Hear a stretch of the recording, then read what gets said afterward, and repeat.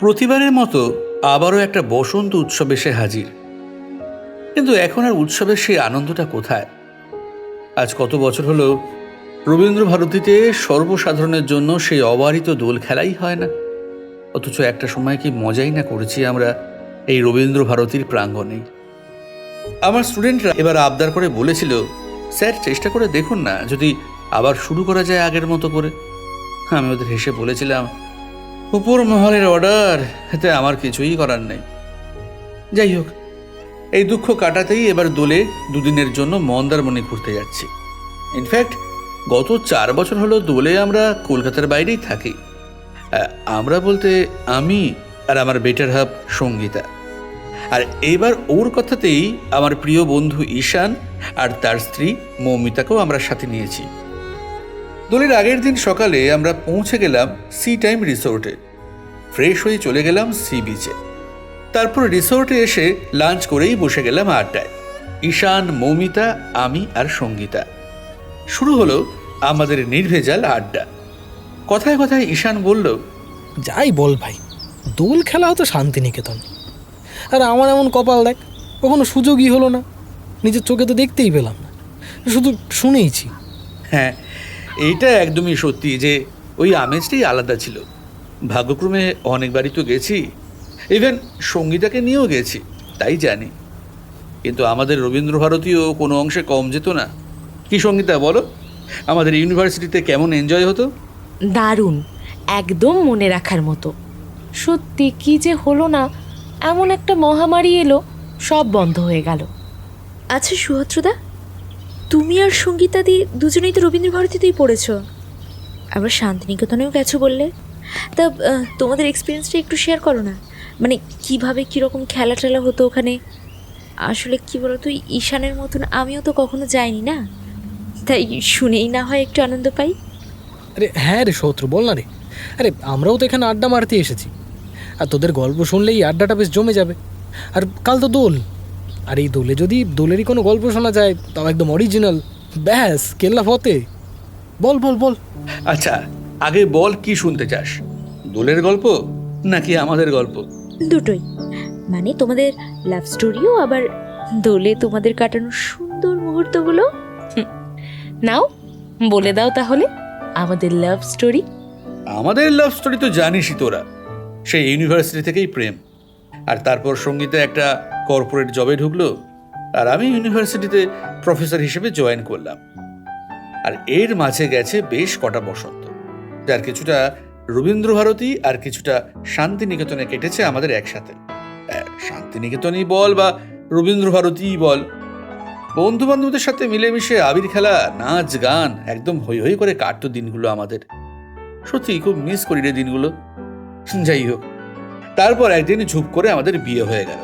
আর কি, আসলে খুব সিম্পল লাভ স্টোরি আমাদের, সেরকম কিছু বলার নেই। তবে এই প্রসঙ্গে একজনের কথা খুব মনে পড়ছে। ইনফ্যাক্ট এই দোল পূর্ণিমা এলেই আমার ওদের কথা মনে পড়ে। আফটার অল ওদের সব স্মৃতি তো এই দোলকে ঘিরেই। সঙ্গীতা, বুঝতে পেরেছো তো কার কথা বলছি? বুঝবো না আবার? দোলের মিষ্টি প্রেম মানেই তো ওদের গল্প। এই ওদের গল্প বলতে আবার কাদের কথা বলছো গো সুহত্রদা? আছে একটা মিষ্টি কাপল, খুব রোম্যান্টিক একটা জুটি। আচ্ছা, শুরু থেকে একটু গুছিয়েই বলি তাহলে। কালের নিয়মে প্রতি বছর আসে বাঙালির 13 পার্বণ, দুর্গাপুজো, কালী পুজো, দীপাবলি বা দোলযাত্রা। কত মানুষের জীবন রঙিন হয়ে ওঠে এই উৎসবের দিনে, আবার কত মানুষের জীবনের রং ফিকেও হয়ে যায়। আজ এমনই একটা গল্প বলছি, আমাদের ঝিলিকের গল্প। সালটা 2019। গল্পের নায়িকার নাম ঝিলিক ব্যানার্জি, বয়স 23। মা বাবার একমাত্র সন্তান, বাংলায় MA, রবীন্দ্রভারতী ইউনিভার্সিটিতে বাংলা ডিপার্টমেন্টে জয়েন করেছে। তার ডেইলি রুটিন ইউনিভার্সিটি থেকে বাড়ি, আবার বাড়ি থেকে ইউনিভার্সিটি। ছুটির দিনেও লাইব্রেরিতেই অর্ধেক সময় কাটে তার। এক কথায় বোরিং লাইফস্টাইল। অবশ্য ওর বন্ধুরাই বলে আর কি, চেষ্টা করেও কেউ ওকে জোর করে কোথাও নিয়ে যেতে পারে না। এমনকি ওর বেস্ট ফ্রেন্ড সঙ্গীতাও এই বিষয়ে বিফল। কিন্তু এবারে ওর মায়ের জন্যই ঝিলিক কোথাও যেতে রাজি হলো। আসলে ঝিলিকের মা সুনন্দা কয়েকদিন যাবৎ অসুস্থ। ডক্টরও বলেছেন একটু কোথাও ঘুরে আসা দরকার। তাই সুনন্দার আবদার রাখতেই প্রায় 5 বছর পর ঝিলিক আবার তার প্রিয় জায়গা শান্তিনিকেতনে এসেছে। মা সুনন্দা ছাড়াও তার সাথে এসেছে তার প্রিয় বন্ধু সঙ্গীতা। ঝিলিকের মায়ের ইচ্ছে মতোই দোল কাটিয়েই তারা বাড়ি ফিরবে। তবে 1 সপ্তাহ হয়ে গেলেও একদিনও হোটেলের বাইরে বেরোয়নি ঝিলিক।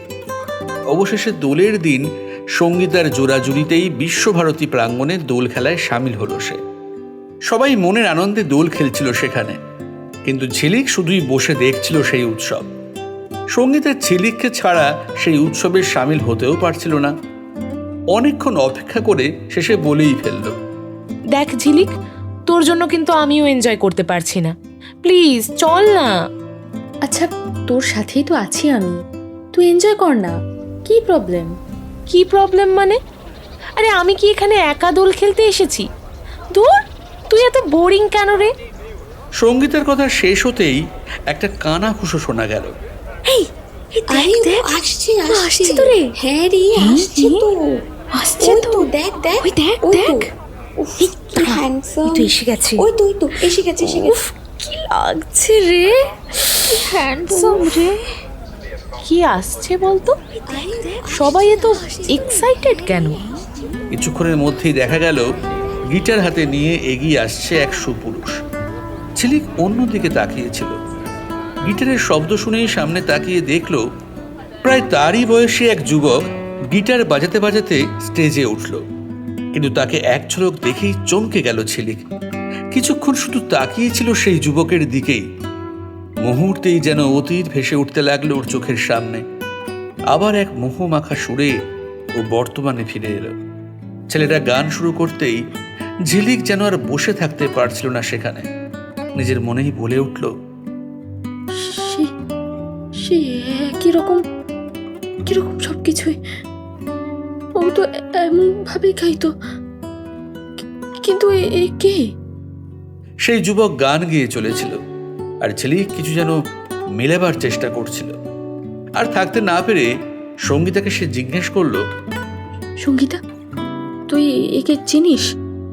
এর নাম কি? সঙ্গীতা কিছুই বলল না।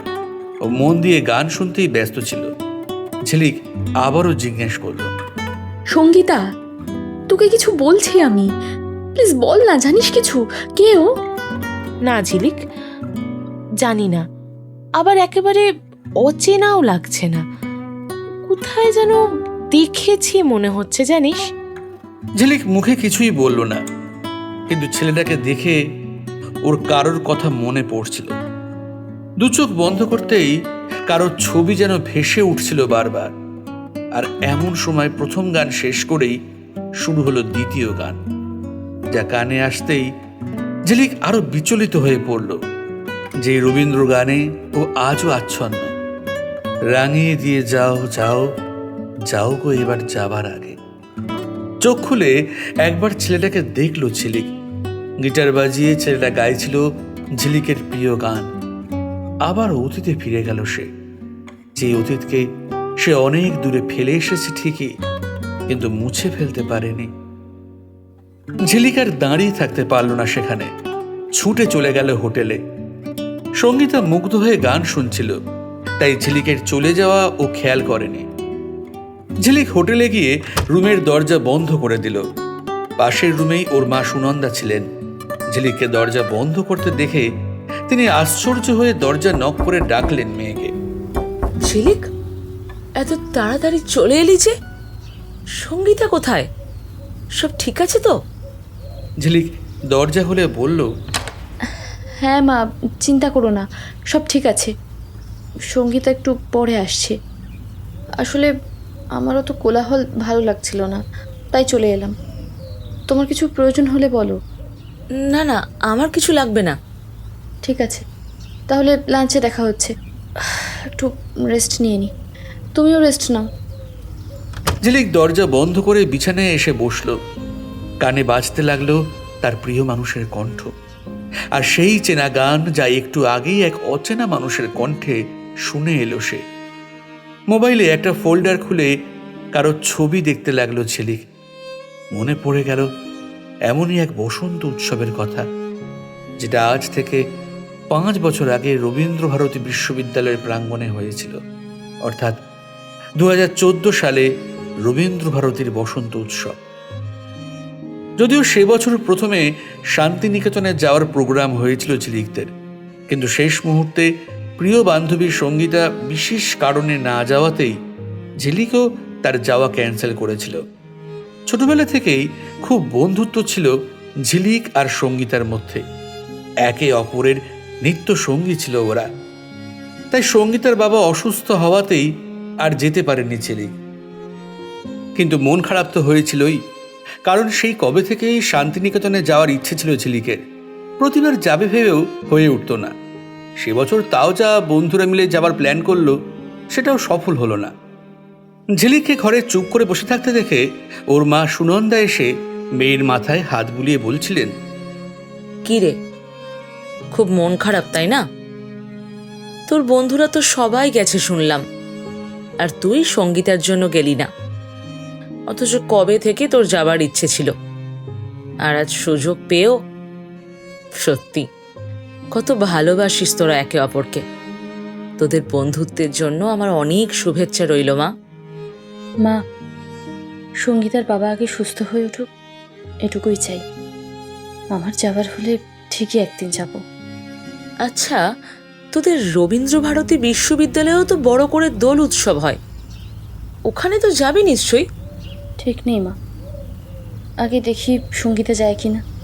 ঝিলিক আর সঙ্গীতা দুজনের বন্ধুত্ব সত্যিই খুব গভীর ছিল, তাই তার প্রিয় বান্ধবীকে ছেড়ে ঝিলিকের যাবার তো কোনো প্রশ্নই ছিল না।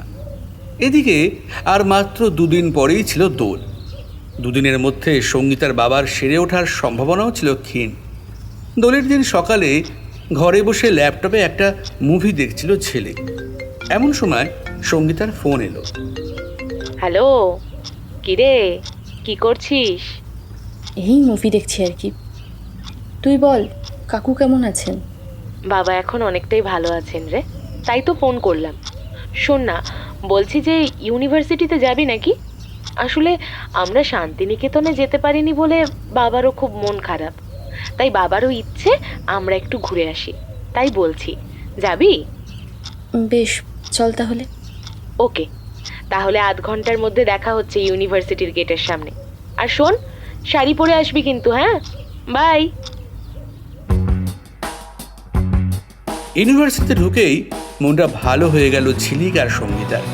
ক্যাম্পাসে আরও বন্ধুদের দেখে আনন্দে রঙের খেলায় মেতে উঠল ওরা। দোলের রঙিন গান দিয়ে শুরু হলো ক্যাম্পাসের বসন্ত উৎসব, আর তারপর একের পর এক গান নাচে ভরা সাংস্কৃতিক অনুষ্ঠান চলতে থাকলো। আর এরই মাঝে নজর কাড়ল একটি ছেলে, যার নাম রিতম। রবীন্দ্রনাথের পরিচিত এক গানে সকলকে মুগ্ধ করল সে। ঝিলিক তো বিভোর হয়ে ওর গান শুনতে লাগলো। আর গান শেষ হতেই সঙ্গীতাকে একান্তে ডেকে জিজ্ঞেস করলো, এই রিতম ছেলেটা কোন ইয়ারে পড়ে জানিস? না মানে, তুই তো পুরো কলেজের প্রায় সবার হিস্ট্রি জানিস, তাই জিজ্ঞেস করলাম আর কি। ব্যাপক গাইলো কিন্তু, বল। হ্যাঁ, সত্যি দারুণ গাইলো। ও রবীন্দ্রসঙ্গীতে এমএ, লাস্ট ইয়ারে পাস আউট। আর কি জানতে চাস বল? তবে আমি কিন্তু আর কিছুই জানি না। তুই বললে জেনে নেব। ও আমার এক বন্ধুর বন্ধু। তাই? বন্ধুর বন্ধু? ব্যাস, তাহলে তো আর চিন্তাই নেই। চিন্তাই নেই মানে? কি ব্যাপার বলতো? খুব খুশি মনে হচ্ছে তোকে দেখে। লাভ অ্যাট ফার্স্ট সাইট নাকি?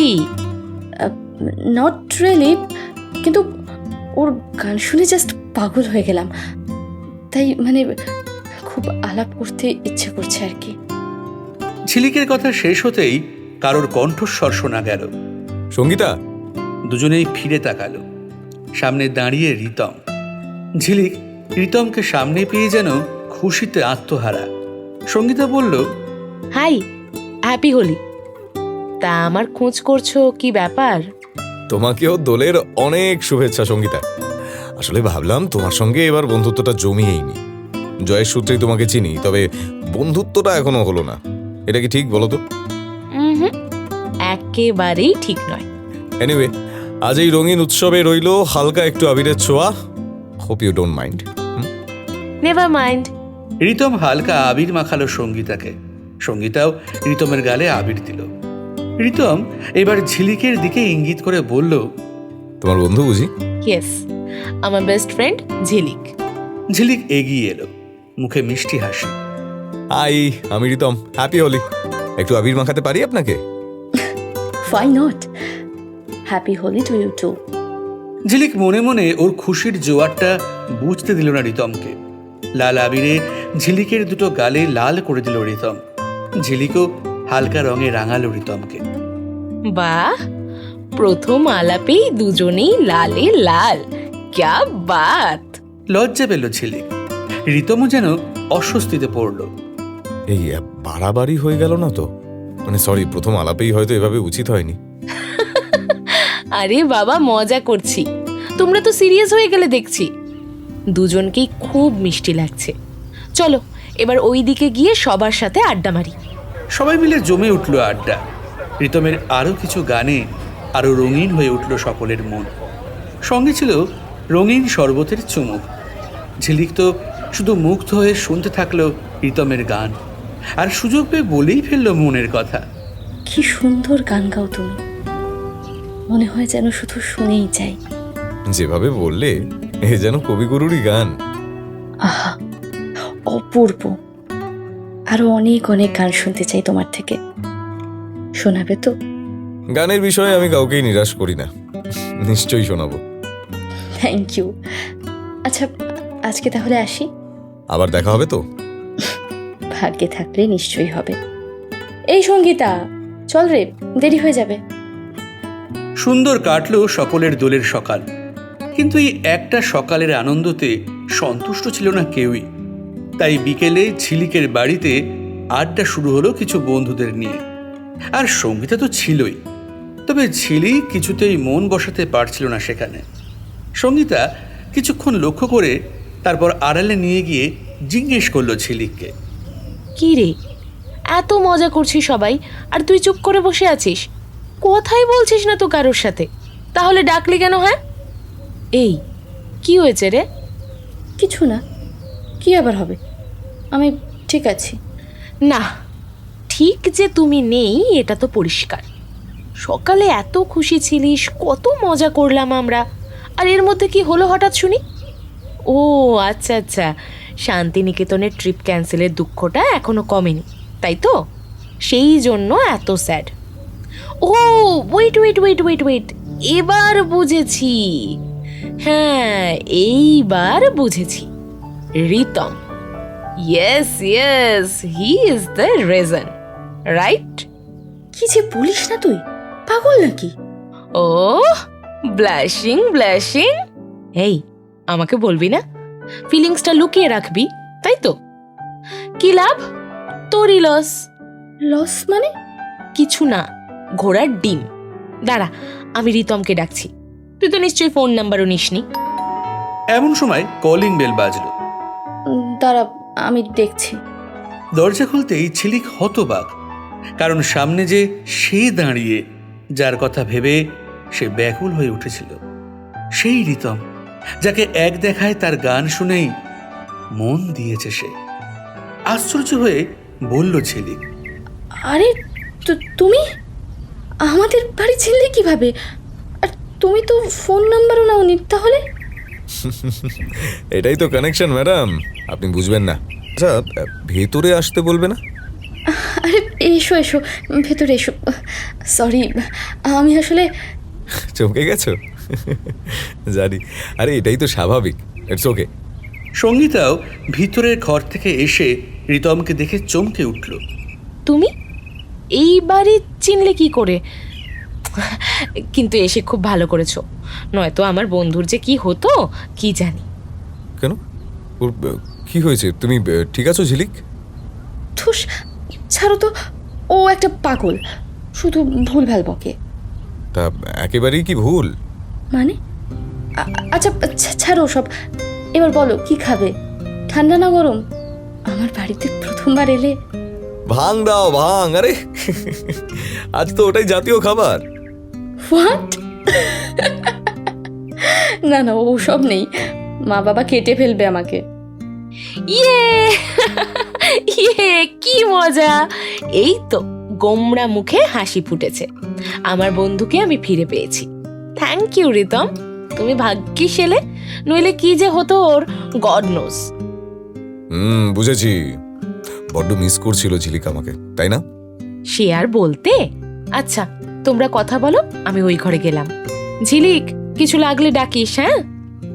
ঝিলিক বেশ লজ্জা পাচ্ছিল। যেভাবে সঙ্গীতা ওকে কেস খাইয়েছিল এটাই স্বাভাবিক। আর রিতমের যেন আনন্দের বাঁধ ভেঙে গিয়েছিল। ও বুঝতে পারল যে ওর মতোই ঝিলিকও ওর প্রেমে পড়েছে। দুজনে একটা ঘরে বসে গল্প করছিল, আর পাশের ঘরেই সব বন্ধুরা আড্ডা মারছিল।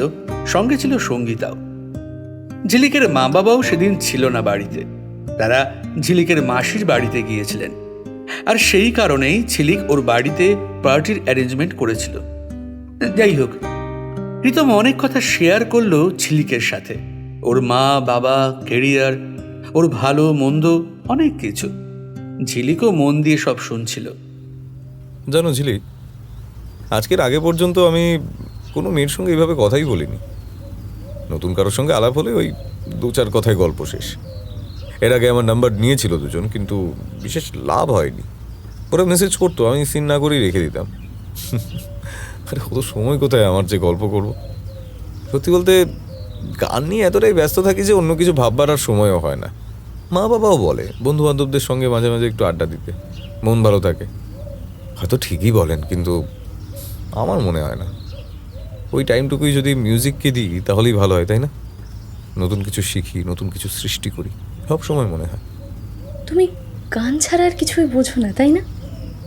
একদমই তাই, গানই আমার সব। খুব ভালো, কিন্তু তোমার যা চিন্তাধারা, তাহলে তো বলতে হয় যে আমার সাথে এখন সময়টা নষ্ট করছো। না মানে তুমি যেমনটা বললে, এই টাইমে হয়তো একটা নতুন গান লিখে ফেলতে পারতে। না না জিদি, এরকম কোনো ব্যাপার না। প্লিজ প্লিজ এরকম ভেবো না। আর এখন আমি গান না তৈরি করতে পারি, নতুন গল্প তো তৈরি করতে পারি, আমাদের গল্প। ঝিলিক চুপ করে রইল।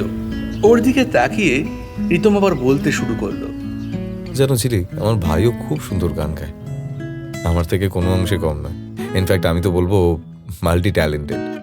একদিকে MBBS পড়ছে আর একদিকে গান, দুটোই ব্যালেন্স করে চলছে।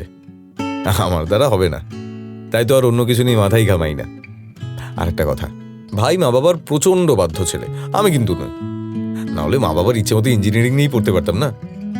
জানো তো, লোকে আমাকে পাগল বলে। জয়েন্টে ভালো রেজাল্ট করে ইঞ্জিনিয়ারিংয়ে চান্স পেয়েও পড়লাম না। আসলে আসলে কেউ বোঝে না বা বুঝতে চায় না আমার স্বপ্নগুলো।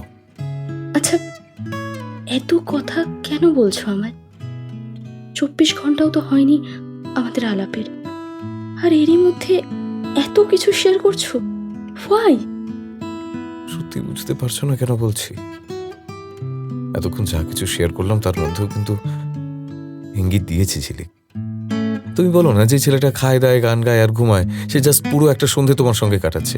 এর কারণটা কি তুমি সত্যি বুঝতে পারছো না ঝিলিক? পারছি, তবে ভাবতে অবাক লাগছে। এমনও হয়? হ্যাঁ, আমারও তোমাকে প্রথম দেখাতেই, না ঠিক দেখে নয়, তোমার গান শুনে আমি মুগ্ধ। তবে সেটা তো শুধু ভালো লাগাও হতে পারে, তাই না? তোমার কথা জানি না, তবে আমি তোমায় যখন আবির দিলাম ঠিক তখনই অনুভব করেছি তুমি আমার চিরদিনের সঙ্গী। আমার জীবনে তুমি ছাড়া আর কেউই আসতে পারে না।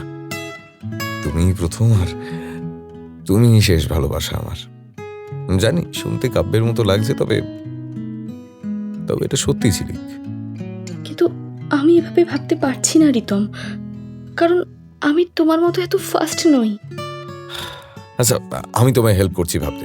তুমি প্লিজ একটু ভেবে দেখো, এই যে তুমি বলছো আমার গানে তুমি মুগ্ধ, দেখো সেটাও তো হতে পারে লাভ এট ফার্স্ট সাইট। জানি না, আমি কিচ্ছু জানি না, তবে সত্যি খুব আশ্চর্য লাগছে। এই তো সকালেই তোমার গান শুনলাম, তখন ভাবতেও পারিনি তুমি আমার বাড়িতে আসবে, এত কথা বলবে আমার সাথে। আর একদিনও হয়নি আমার ভালো লাগাটা এইভাবে তোমার সামনে চলে আসবে। সবটাই কি খুব আশ্চর্যজনক নয় রিতম? তাই তো ক্ষতি কোথায় বলো? এটাই হয়তো হওয়ার ছিল ঝিলিক। কয়েক ঘন্টাতেই আমাদের এইভাবেই কাছে আসার ছিল। কেন, লাভ এট ফার্স্ট সাইট কি শুধুই গল্পের বইয়ের পাতায় আর সিনেমার পর্দায় হয়? বাস্তব জীবনে কি হতে পারে না? আমি আর ভাবতে পারছি না রিতম, একটু একটু সময় নিতে চাই, প্লিজ একটু ভাবতে দাও আমাকে। এবার ঝিলিককে কাছে টেনে ওকে দুহাত দিয়ে শক্ত করে ধরে রিতম বলল, কেমন লাগছে আমার স্পর্শ? ভালো লাগছে কাছে আসার এই উষ্ণতা? If yes then you love me, if no then you don't. আর আমার আনসার হলো খুব ভালো লাগছে। মনে হচ্ছে এইভাবেই যেন সারা জীবন তোমায় পাই। তোমার ছোঁয়ায় দিন শুরু হোক, আর তোমার ছোঁয়ায় দিনের শেষে রাতের শান্তির ঘুম আসুক। রিতমের মনের কথাগুলো শুনে ঝিলিকের মনের মধ্যে এক রোমাঞ্চকর আনন্দ আর উচ্ছ্বাসের সাথে ভয়ের মিশ্রিত সমাবেশ হয়েছিল। ভয় একটাই ছিল ওর, তাড়াহুড়ো করে কোনো ভুল না করে ফেলে সে। মা বাবার একমাত্র মেয়ে ঝিলিক, কোনোভাবেই তাদেরকে দুঃখ দিতে চায় না সে। আর সেই ভয় থেকেই রিতমকে এড়িয়ে যেতে চাইছিল ঝিলিক। আমাকে ছাড়ো রিতম, প্লিজ। দেখো, কেউ চলে আসবে, আর আমাদের এইভাবে দেখলে কি ভাববে বলো তো সবাই? তুমি আগে উত্তর দাও, ছেড়ে দেবো, ভয় নেই, কিচ্ছু করবো না।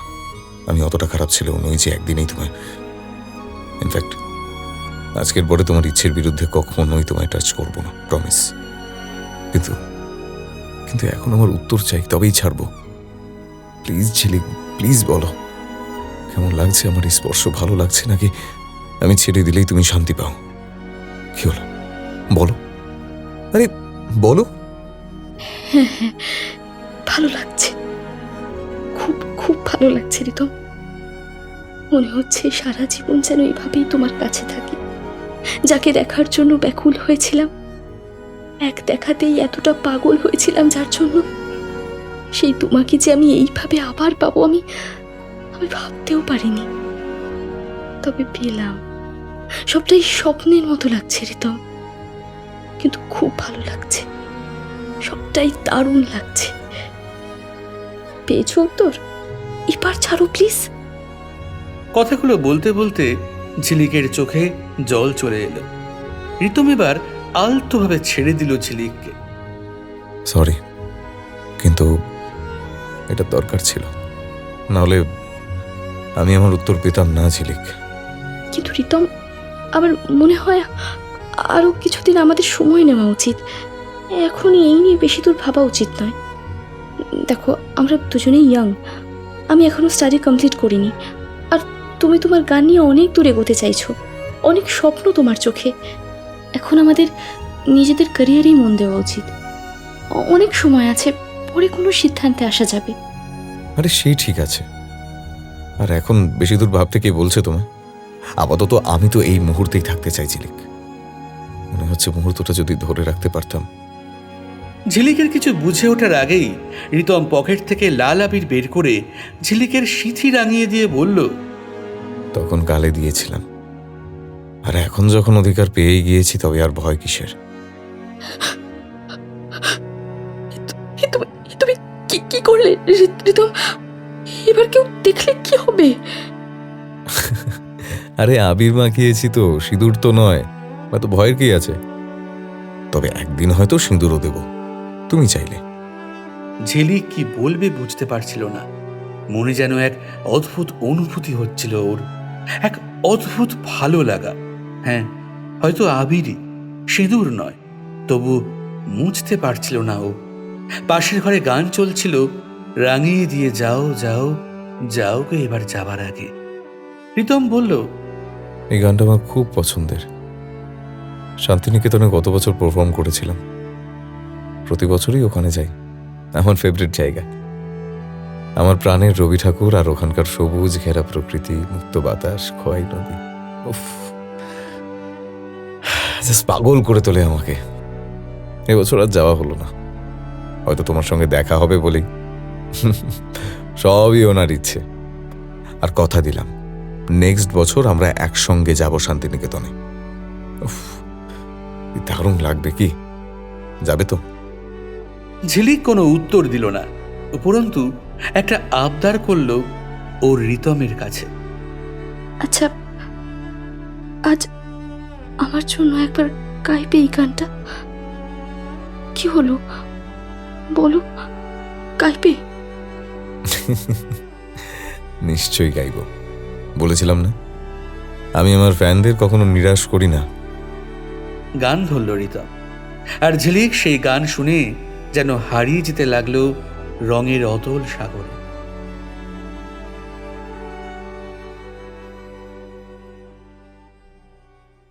গান শেষ, তুমিও এবার ফিরে এসো। আমি মুগ্ধ, বলে বোঝাতে পারবো না কি জাদু আছে তোমার গলায়, তোমার গায়কিতে। তবে আমি স্বীকার করছি, আমি জাস্ট ফিদা, পাগল তোমার গানে। একদিনে কয়েকখানা গান শুনেই পাগল হয়ে গেলে? সারা জীবন শুনবে কিভাবে? এবারে মেন্টাল হসপিটালে ভর্তি হতে হবে তো। আবার ঠাট্টা করে বলল রিতম, কিন্তু সারা জীবন, এই কথাটাই বড় গুরুত্বপূর্ণ মনে হলো ঝিলিকের। ঝিলিক স্তব্ধ হয়ে দাঁড়িয়ে রইল। কি হলো, কি ভাবছো এভাবে? আরে হ্যালো। সারা জীবন? তোমার মনে হচ্ছে সারা জীবন থাকবো আমরা একসাথে? বেশ, এটা আমার বিশ্বাস। তবে একটা কথা ক্লিয়ার করে বলে দিচ্ছি, আমি কিন্তু চাকরি বাকরি করতে পারবো না। গানটাই আমার সব। এখনো স্ট্রাগল করছি, তবে একদিন ঠিক দাঁড়াবো। আমার সব স্বপ্ন পূরণ করব, আর পাশে থাকবে তুমি। আজ থেকে এটা আমাদের স্বপ্ন। কি রাজি তো? সবটাই তো স্বপ্ন মনে হচ্ছে রিতম, জানি না কেন, তবে বিশ্বাস হচ্ছে না কিছুতেই। আরে বিশ্বাস করতে শেখো, এই সবকিছুই সত্যি সত্যি ঘটছে আমাদের সঙ্গে। আচ্ছা শোনো, অনেক রাত হলো, এবার যাই, মা চিন্তা করবে। চলে যাবে? আরে কথায় কথায় এতটা সময় কেটে গেল, মাঝখান থেকে কিছু খাওয়ানোই হলো না তোমাকে। কি জানি কবে আবার দেখা হবে, আবার কবে সুযোগ পাবো। তুমি যবে বলবে। আর মনে রেখো, এখন থেকে গান আর মা বাবা ভাইয়ের সঙ্গে তুমিও আমার জীবনের অবিচ্ছেদ্য অঙ্গ।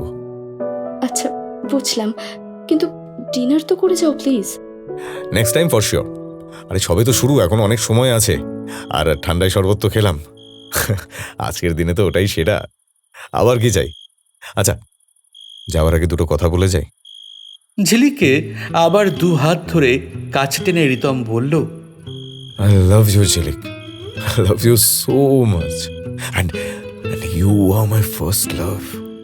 And it's for lifetime. In fact, জীবনের শেষ দিন পর্যন্ত, এমনকি জীবনের পরেও আমি শুধু তোমাকেই ভালোবাসবো ঝিলিক, প্রমিস। আর আজকের দিনটা কখনো ভুলবো না, কখনো না। Thank you so much. আর হ্যাঁ, তোমার মাথার হাবিটটা মুছে নিও। ওহো, আরে এত কিছু বললাম, রিপ্লাই তো দাও। অ্যাটলিস্ট লাভ ইউ বললে লাভ ইউ টু তো বলতে হয় নাকি? ঝিলিক কিছু বলল না, লজ্জায় মুচকি হাসল শুধু। রিতম বলল, বেশ, বলবে না বুঝেছি, মানে এটা শোনার জন্য আমাকে অপেক্ষা করাবে, তাই তো? ফাইন, নো প্রবলেম, আমি ওয়েট করবো। আর সব একসঙ্গে পেয়ে গেলে তো লাইফে কোনো এক্সাইটমেন্টই থাকবে না, তাই না? এটাই ভালো বড়। আর যখন বলবে সুদে আসলে আমি সবটা বুঝে নেব। চলো bye, and see you soon. Bye bye. চলে গেল রিতম। তবে ওর রাঙানো আবির কিছুতেই মুছতে পারল না ঝিলিক, আর ভাবতে লাগলো শুধু রিতমের কথাই। সঙ্গীতা এসে ঝিলিককে দেখে মজা করে বলল, কি রে, বিয়ে করে নিলি নাকি? হ্যাঁ, সিঁথি তো একেবারে লালে লাল। লাভ অ্যাট ফার্স্ট সাইট শুনেছি, ম্যারেজ অ্যাট সেকেন্ড সাইট তো শুনিনি। Please be serious Sangeeta, you know এটা আবির। আর শোন, তোকেই বলছি, আর কেউ যেন না জানে, I love him, and yes, this is love at first site. আরে কংগ্র্যাচুলেশন ইয়ার, আমি তো খুব খুশি তোর জন্য। ও খুব ভালো ছেলে রে, শুধু একটাই নেশা ওর, গান। ওকে একটু সাপোর্ট করিস, হ্যাঁ? দেখবি অনেক দূরে গোবে ও। সব সময় সাপোর্ট করবো ওকে, ওর গানই হবে আমার জীবন, ওর গানের নেশায় মাতবো আমি, ওর গানেই যে মন দিয়েছি ওকে, গানই তো আমাদের মিলিয়েছে, তাই না? তাই চিরটা কাল আমরা গানে গানেই থাকবো, দেখে নিস। বাহ, খুব সুন্দর বললি। চল এখন আসি, সবাই চলেও গেছে। সাবধানে যাস। তুইও সাবধানে থাকিস। যা অন্যমনস্ক হয়ে আছিস, এখন তো শুধু একটাই নাম জপ করবি জানি, রিতম আর রিতম। উফ, কি রোম্যান্টিক ব্যাপার। সত্যি আজ সারাটা দিন পুরো সিনেমা দেখলাম যেন। মনে থাকবে না। আসি রে। সঙ্গীতা বাড়ি চলে গেল। দরজাটা বন্ধ করে একবার আয়নায় নিজেকে দেখলো ঝিলিক। মাথায় হাত দিয়ে আবার সরিয়ে নিল। তারপর বাথরুমে গিয়ে বেসিনের কল খুলেও আবার বন্ধ করে দিল। আসলে মাথার আবিরটা কিছুতেই মুছতে মন চাইছিল না ঝিলিকে। এমন সময় ওর ফোনটা বেজে উঠল। ফোনটা রিতমের। হ্যাঁ বলো, কত দূর পৌঁছালে? তোমার বাড়ি থেকে বেশি দূরে নয়, তুমি চাইলে আবার চলে আসতে পারি। পাগল নাকি? বাড়ি যাও, নিজেই তো বললে মা চিন্তা করছে। হ্যাঁ, তা তো করছেই, তবে এবার থেকে বউয়ের কথাও তো ভাবতেই হবে আমাকে। আর আমি জানি আমার বউ এখন একা ঘরে আমাকে নিয়েই ভাবছে, তাই তো ফোন করলাম। কি বউ বউ করছো বলো তো? কাল রাতেও তো এই সময় আমরা একে অপরকে চিনতামই না, ইনফ্যাক্ট জানতামও না, আর আজ বউ হয়ে গেলাম।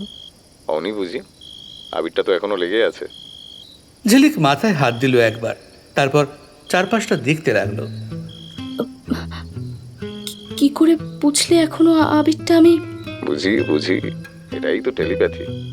তবে যা যা হয়েছে সত্যিই খুব অদ্ভুত, কিন্তু আমাদের জীবনে তো বাস্তব, বলো, আসলে সবটাই ডেস্টিনি।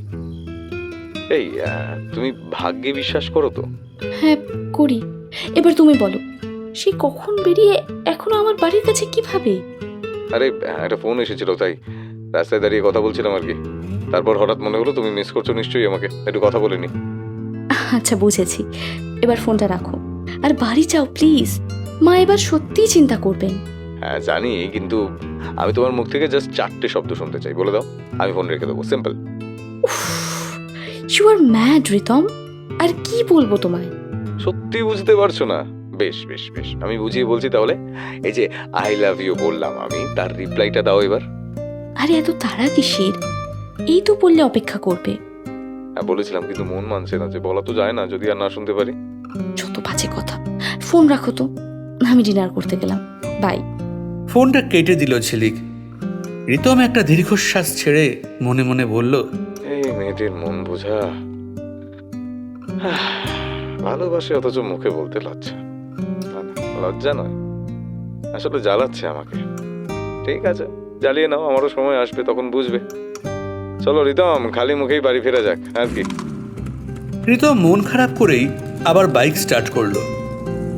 এদিকে রাতে ডিনার করে একটা বই পড়ছিল ঝিলিক। হঠাৎই মনে হলো রিতমের কথা। মনে মনে বলল, রিতম এতক্ষণে নিশ্চয়ই পৌঁছে গেছে, একটা মেসেজ করি।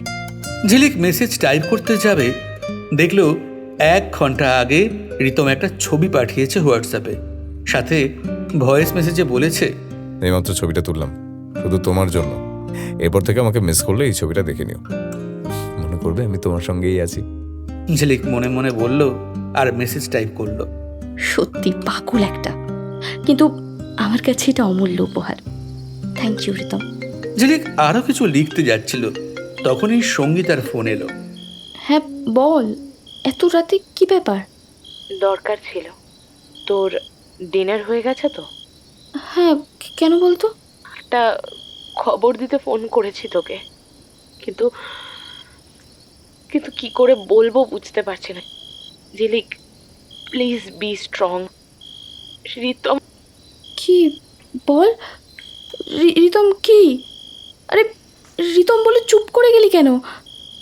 এই রিতমের কি কিছু হয়েছে নাকি? আরে চুপ করে থাকিস না সঙ্গীতা, প্লিজ বল।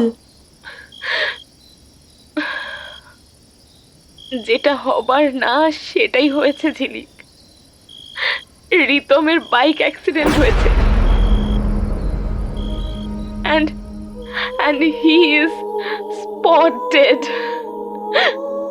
ঝিলিকের যেন পা থেকে মাটি সরে গেল। ও কিছুতেই বিশ্বাস করতে পারছিল না যা শুনছে।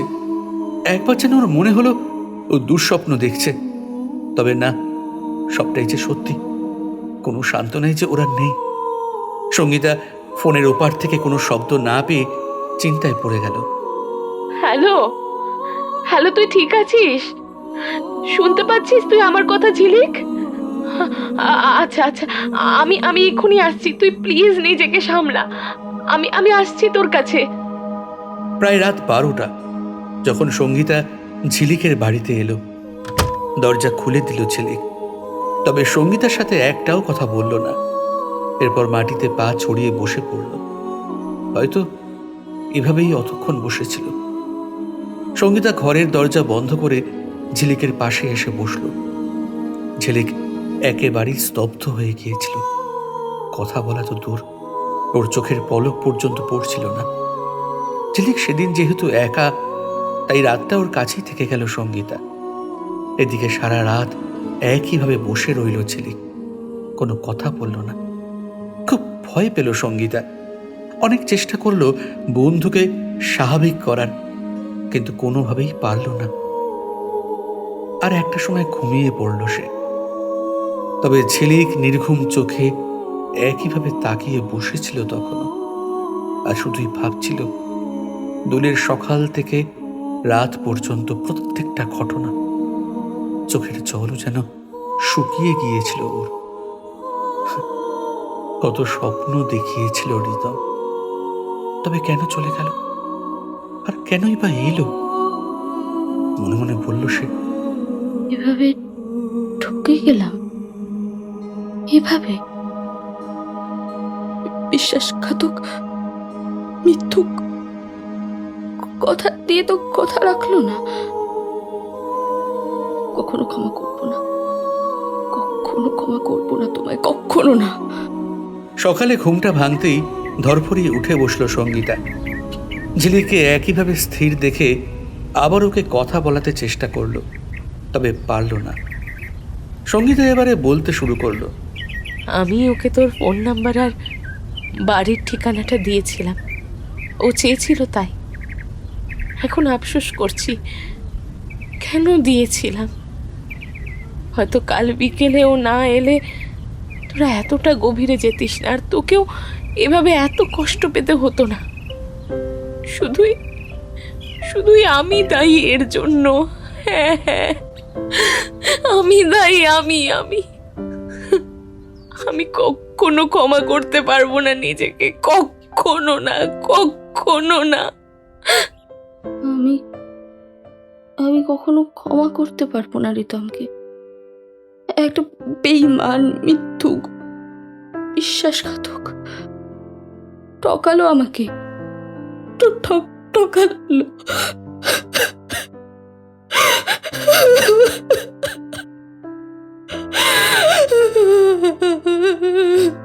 কথাগুলো বলতে বলতে কান্নায় ভেঙে পড়ল ঝিলিক। সঙ্গীতা তার সর্বস্ব দিয়ে ঝিলিককে সামলানোর চেষ্টা করলো। এমন সময় সঙ্গীতার একটা ফোন এলো। শোন না, আমি কলটা নিচ্ছি, 1 সেকেন্ড। হ্যাঁ, হ্যালো, আচ্ছা ঠিক আছে, কাল আমরা ঠিক সময়ে চলে আসব। ঝিলিক, রিতমের বডি হসপিটাল থেকে মর্গে পাঠিয়েছে। কাল বিকেলের মধ্যে ওর বাড়িতে চলে আসবে। যাবি তো রিতমকে শেষ দেখা দেখতে? না, যাব না। ও কথা রাখেনি, তাই আমিও কথা রাখবো না। ও বলেছিল জীবনের শেষ দিন পর্যন্ত একসাথে থাকবে, থাকলো কি? তাই আমিও থাকবো না ওর পাশে, থাকবো না, আমি কিছুতেই না। কিন্তু ঝিলিক, রিতমকে শেষবারের মতো বিদায় জানাবি না? না না না, তুই প্লিজ আমাকে একলা ছেড়ে দে, তুই প্লিজ আমাকে একা ছেড়ে দে, প্লিজ। কোথাও যাবো না আমি, কিছুতেই না, কিছুতেই না। সঙ্গীতা ঝিলিকের কাঁধে হাত রেখে বলল, বেশ, তবে তাই হোক। সাবধানে থাকিস। হ্যাঁ, আমি পরে আবার আসবো। সঙ্গীতা চলে গেলে ঝিলিক আস্তে করে সাউন্ড বক্সটা চালালো। এটাই বোধহয় ওর শেষ শ্রদ্ধা রিতমকে। রাঙিয়ে দিয়ে যাও যাও যাও গো এবার যাবার আগে। গানটা শুনতে শুনতে মনে মনে বলল, সত্যি যাবার আগে এইভাবে রাঙিয়ে দিয়ে যাবে আমি ভাবিনি রিতম। এইভাবে এইভাবে রাঙিয়ে দিয়ে সত্যি চলে গেলে চিরতরে। এত গান ভালোবাসে কেউ, এভাবে গানের কথা রাখে? আমি তো ভাবতেই পারছি না। তুমি তো চলে গেলে, তবে তোমার এই ক্ষণিকের দেওয়া অনুভূতি আর আনন্দগুলো আমি কি করে বলবো রিতম? এই অল্প সময়ে তুমি যা স্বপ্ন দেখিয়েছিলে তা ভুলে আমি জীবনে এগোবো কি করে?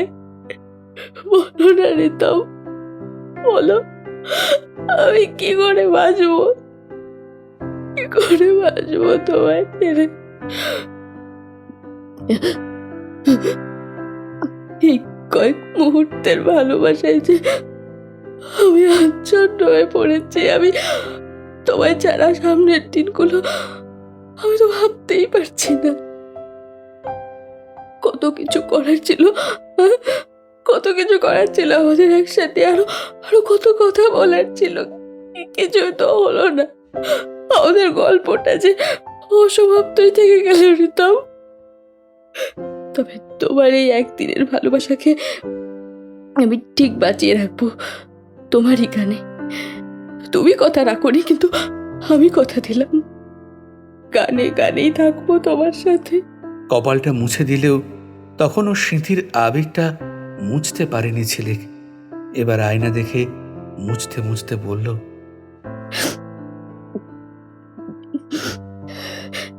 এবার বুঝলাম কেন মুছতে পারিনি। এখন যে মুছতে হতো, তাই হয়তো এই একদিনেই যে আমি তোমারই হয়ে গেলাম রিতম, তোমারই হয়ে গেলাম। তোমার ঝিলিক শুধু তোমারই থাকবে। যেখানেই থাকো ভালো থেকো তোমার গানের সাথে।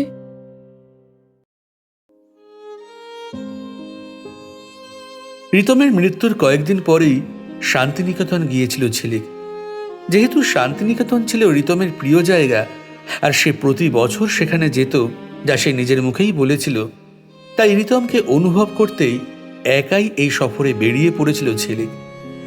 বিশ্বভারতীর কাছেই একটা হোটেলে ছিল সে। 2 রাত 3 দিন ধরে ঘুরে বেরিয়েছিল ইউনিভার্সিটি থেকে খোয়াই নদী পর্যন্ত। আর প্রতিটা জায়গায় যেন রিতমকে অনুভব করতে পেরেছিল ঝিলিক। আর বারবার তার মনে পড়ে যাচ্ছিল রিতমের সেই প্রমিসটা। কথা দিলাম নেক্সট বছর আমরা একসঙ্গে যাব শান্তিনিকেতনে। দারুণ লাগবে। কি যাবে তো? কিন্তু একসাথে যে আর যাওয়া হলো না ওদের। এই যন্ত্রণা উপশমের কোনো পথই যেন আর খুঁজে পাচ্ছিল না ঝিলিক। হৃদয়টা যেন ক্ষত বিক্ষত হয়ে গিয়েছিল ওর। কিন্তু মায়ের কথা ভেবেই নিজেকে স্বাভাবিক রাখার চেষ্টা করে গেছে সে। কিন্তু রিতমকে এক মুহূর্তের জন্য ভুলতে পারেনি। সেই থেকে 5 বছর শুধু রিতমকে মনে করেই দিন কাটিয়েছে সে। চাইলেও মন থেকে ওই একদিনের স্মৃতি মুছে ফেলতে পারেনি সে। এক কথায় সেই স্মৃতির টুকরো নিয়েই তো বেঁচে আছে ঝিলিক। আর 5 বছর পর হয়তো রিতমকে আবারও অনুভব করবে বলেই শান্তিনিকেতনে মাকে নিয়ে এসেছে সে। কিন্তু এটা হয়তো সে ভাবতেও পারেনি যে রিতমের মতোই কেউ এসে আবার তার স্মৃতির দরজায় এভাবে কড়া নাড়বে।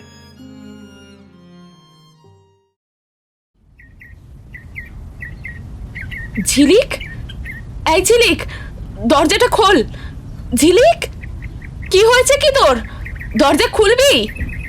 ঝিলিক দরজা খুলে দিয়ে আবার বিছানায় এসে বসল। সঙ্গীতা চিন্তিত স্বরে বলল, ইউনিভার্সিটিতে গিয়েও দোল উৎসবে সামিল হলি না, এমনকি এত সুন্দর অনুষ্ঠান হলো সেটাও না দেখে চলে এলি। কাকিমা বলল কখন থেকে নাকি দরজা বন্ধ করে বসে আছিস। আরে হয়েছেটা কি তোর বলবি? কিছু হয়নি, আমি ঠিক আছি। তুই চলে এলি কেন এত সুন্দর প্রোগ্রাম ছেড়ে? আমার কথা নয় আলাদা। মানে আমার বন্ধু আজকের দিনে মন খারাপ করে ঘরে বসে থাকবে আর আমি বসে প্রোগ্রামের আনন্দ নেব, এই চিন্তা আমাকে? সঙ্গীতা, আমি সেটা বলতে চাইনি, কিন্তু আমার মনে যা চলছে সেই ঝড় থামতে তো সময় লাগবে। তুই তো সবটাই জানিস, আর আমার জন্য তুই সব আনন্দ কেন নষ্ট করবি? নতুন করে আবার কি ঝড় উঠলো তোর জীবনে? আমার তো মনে হচ্ছে এইমাত্র তোর সাথে কিছু ঘটেছে। তাই তুই দেখ, আমি শুধু কারণটা জানতে চাই। বিশেষ কোনো কারণ নেই, শুধু কিছুক্ষণের জন্য অতীতে ফিরে গিয়েছিলাম, আর বেরোতে পারছিলাম না কিছুতেই। সেই প্রাণোচ্ছল মুখটা চোখের সামনে বারবার ভেসে উঠছিল, বারবার। 5 বছর তো হয়ে গেছে ঝিলিক, আর কতদিন তুই রিতমের স্মৃতিতে ঘিরে থাকবি? নাও প্লিজ মুভ অন, প্লিজ ঝিলিক। দেখ, রিতমও তো তাই চাইবে, বল? আমি জানি এই অল্প সময়েও তোরা একে অপরকে কতটা ভালোবেসে ফেলেছিলিস। ইনফ্যাক্ট তোদেরকে কাছ থেকে না দেখলে আমার বিশ্বাসই হতো না যে এমনও হয়। আর তোকে এই 5 বছরে যখনই দেখেছি একটাই কথা মনে হয়েছে, তুই রিতমের স্মৃতিতেই আচ্ছন্ন হয়ে থাকিস। ও ছাড়া তোর জীবনের যেন সব আনন্দই বৃথা। এত কম সময়ের ভালোবাসা যে কাউকে এতটা গভীরে নিয়ে যেতে পারে, এটা আমি ছাড়া হয়তো কেউ বিশ্বাসই করবে না। আর আমি বিশ্বাস করি, কারণ আমি তোর পাওয়া না পাওয়ার সাক্ষী। আমি বুঝি তোর কষ্ট, তাও বলছি প্লিজ এবার অন্তত একটু অন্যভাবে সবকিছু। ছেলেটা কে সঙ্গীতা? কার কথা বলছিস? যার কথা তখন তোকে জিজ্ঞেস করলাম। ও, ওই ছেলেটা? দেখ, আমি কি করে জানবো বল? এই 1 সেকেন্ড, তুই ওর খবর জানতে চাইছিস কেন? ওই গানটা গাইছিল বলে? শুধু কি গান? ওকে ভালো করে দেখিসনি? কিছু মনে হয়নি তোর? হ্যাঁ, রিতমের চেহারার সাথে ওর খানিকটা মিল আছে। আমিও প্রথমে দেখে একটু চমকে গিয়েছিলাম। তারপর, আচ্ছা, তুই কি এজন্যই চলে এলি? ঝিলিক চুপ করে রইল। সঙ্গীতা বলল, এইটুকু জানি যে ছেলেটার নাম কুশল, কলকাতায় থাকে। বিশ্বভারতীর আমন্ত্রণে ও গাইতে এসেছিল, আর কিছু জানি না। ঠিক আছে, আর জানার দরকারও নেই। চল, লাঞ্চের টাইম হয়ে গেছে তো। লাঞ্চ অর্ডার করে ওয়েট করছিল ঝিলিকরা। এমন সময় দেখল ইউনিভার্সিটিতে গান গাওয়া সেই সুপুরুষ অর্থাৎ কুশল সেই রেস্টুরেন্টে খেতে এসেছে। সঙ্গে আছেন 2জন বয়স্ক মানুষ, হয়তো ওর বাবা মা। ঝিলিক আবারও ডিস্টার্ব ফিল করতে লাগলো।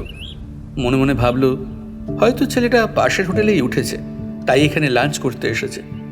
সঙ্গীতা ঝিলিককে দেখে বুঝতে পারল ওর আবারও কোনো প্রবলেম হয়েছে।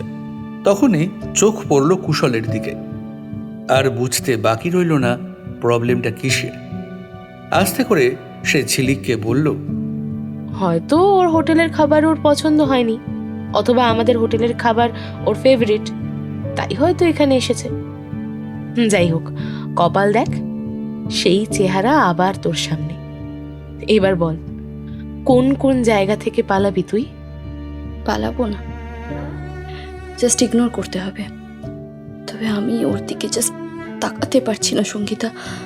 সেই চোখ, সেই হাসি, আর গানটা যখন গাইছিল মনে হচ্ছিল যেন আমার রিতমই গাইছে। তাই তোর থাকতে পারিনি। এত মিল কি করে হয় আমি জানি না। ঝিলিকের মা ওয়াশরুমে গিয়েছিলেন। ফিরে এসে ঝিলিকদের সিরিয়াস মুখে কথা বলতে দেখে বললেন, তোরা ঘুরতে এসো এত সিরিয়াস কেন বলতো? তোদের বয়সী কোথাও ঘুরতে গেলে আমরা কি মজাই না করতাম, আর তোরা এমন মুখ করে আছিস। সঙ্গীতা গলাটা ঝেড়ে বলল, আসলে কাকিমা, তোমার মেয়ে তো জানো কতটা সিরিয়াস। আমি একা কি করে মজা করব বলো? সেটাই তো বলছি, ঝিলিক, একটু আনন্দ করতে শেখ, দেখবি জীবনটা সুন্দর হয়ে উঠবে। এমন সময় খাবার চলে এলো। ঝিলিক কিন্তু তখনও কুশলের দিকেই বারবার তাকাচ্ছিল। এমনকি লাঞ্চের পরেও ওদিকেই চোখ ছিল ঝিলিকের। এরপর রুমেই ফিরে যাচ্ছিল ঝিলিকরা। হঠাৎই কোনো অছিলায় হোটেলের বাইরে বেরোলো ঝিলিক। তারপর দৌড়ে কুশলের পিছন অনুসরণ করতে লাগলো সে। আসলে কিছু প্রশ্ন ওকে তাড়া করে বেড়াচ্ছিল, যেগুলো সঙ্গীতাকেও বলতে পারছিল না, তাই নিজেই সবটা জানতে উদ্যত হলো। কুশল অনেক দূর এগিয়ে গিয়েছিল, ঝিলিক তাও দৌড়ে চলেছিল। আর দৌড়তে দৌড়তে একটা সময় পায়ে হোঁচট খেয়ে পড়ে গেল সে। কুশল তখন খুব দূরে ছিল না। শব্দ পেয়ে পিছনে ফিরে ঝিলিককে পড়ে যেতে দেখে তাড়াতাড়ি ছুটে এলো সে। এক্সকিউজ মি, আপনি ঠিক আছেন তো? ঝিলিক কেমন যেন নার্ভাস হয়ে গেল ওকে সামনে দেখে, ওর কণ্ঠস্বর শুনে। তারপর নিজেই আস্তে আস্তে উঠে দাঁড়ালো। কুশল আবারও বলল, আপনি ঠিক আছেন তো? বেশি লাগেনি তো? No no, I am fine, thanks, excuse me. কুশলকে এড়িয়ে তাড়াতাড়ি চলে গেল ঝিলিক। কুশল এতে একটু আশ্চর্যই হলো। আবার নিজের হোটেলে ফিরে গেল সে। আর ঝিলিক আবার নিজের রুমে গিয়ে দরজা বন্ধ করে দিল। সঙ্গীতা তখন ঝিলিকের মা সুনন্দার রুমে ছিল। ঝিলিক আবার রিতমের সেই ছবিটা মোবাইল স্ক্রিনে দেখতে লাগলো, যেটা রিতম ওকে শেষ মুহূর্তে পাঠিয়েছিল। কাঁদতে কাঁদতে বলল, কেন এরকম করছো? আমি তো এমনি তোমাকে ভুলতে পারিনি, এতদিনেও না। তাহলে আমার এই কষ্ট আরো জটিল করছো কেন বলো? দরজা নক করলো সঙ্গীতা। ঝিলিক, এসে গিয়েছিস? আরে দরজা লক করেছিস কেন রে? আমি আসবো তো ভেতরে, জানিস তো। চোখের জল মুছে দরজাটা খুলে দিল ঝিলিক। কিন্তু সঙ্গীতা ঝিলিককে দেখেই ওর মনের অবস্থা বুঝতে পারল, তবে কিছু বলল না।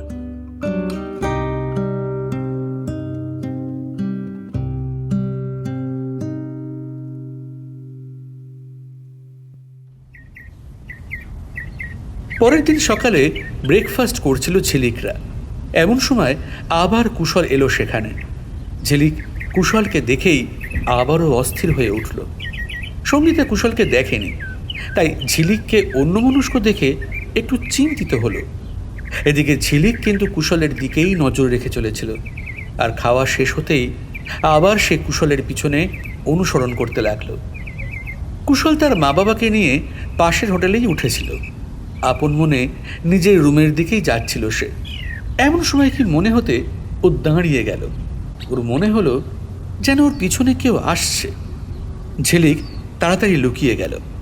তারপর নিজের হোটেলেই আবার ফিরে যাচ্ছিল সে। হঠাৎই ওর সামনে এসে পথ আটকে দাঁড়ালো কুশল। রোজ খেয়াল করছি, আজ ধরেছি। কি ব্যাপার বলুন তো? আপনি আমাকে স্টক করছেন কেন? ঝিলিক কিছু না বলেই চলে যেতে চাইছিল। কুশল ওর হাতটা চেপে ধরে বলল, যেতে আপনি পারবেন না। আজ বলতেই হবে কেন। কাল দুপুরেও আমার দিকেই তাকিয়েছিলেন, তারপর আমার পেছন ধাওয়া করেছিলেন, আবার আজ ওয়াই? ঝিলিক আশ্চর্য হয়ে তাকিয়েছিল কুশলের দিকে। তখনই কুশলের খেয়াল হলো ঝিলিকের হাতটা ও শক্ত করে ধরে আছে। তাড়াতাড়ি ছেড়ে দিয়ে বলল, সরি, আমার এভাবে আপনার হাত ধরা উচিত হয়নি, কিন্তু আমি সত্যি জানতে চাই কেন। ঝিলিক দৌড়ে চলে গেল। কুশল আশ্চর্য হয়ে ওর চলে যাওয়া প্রত্যক্ষ করতে লাগলো।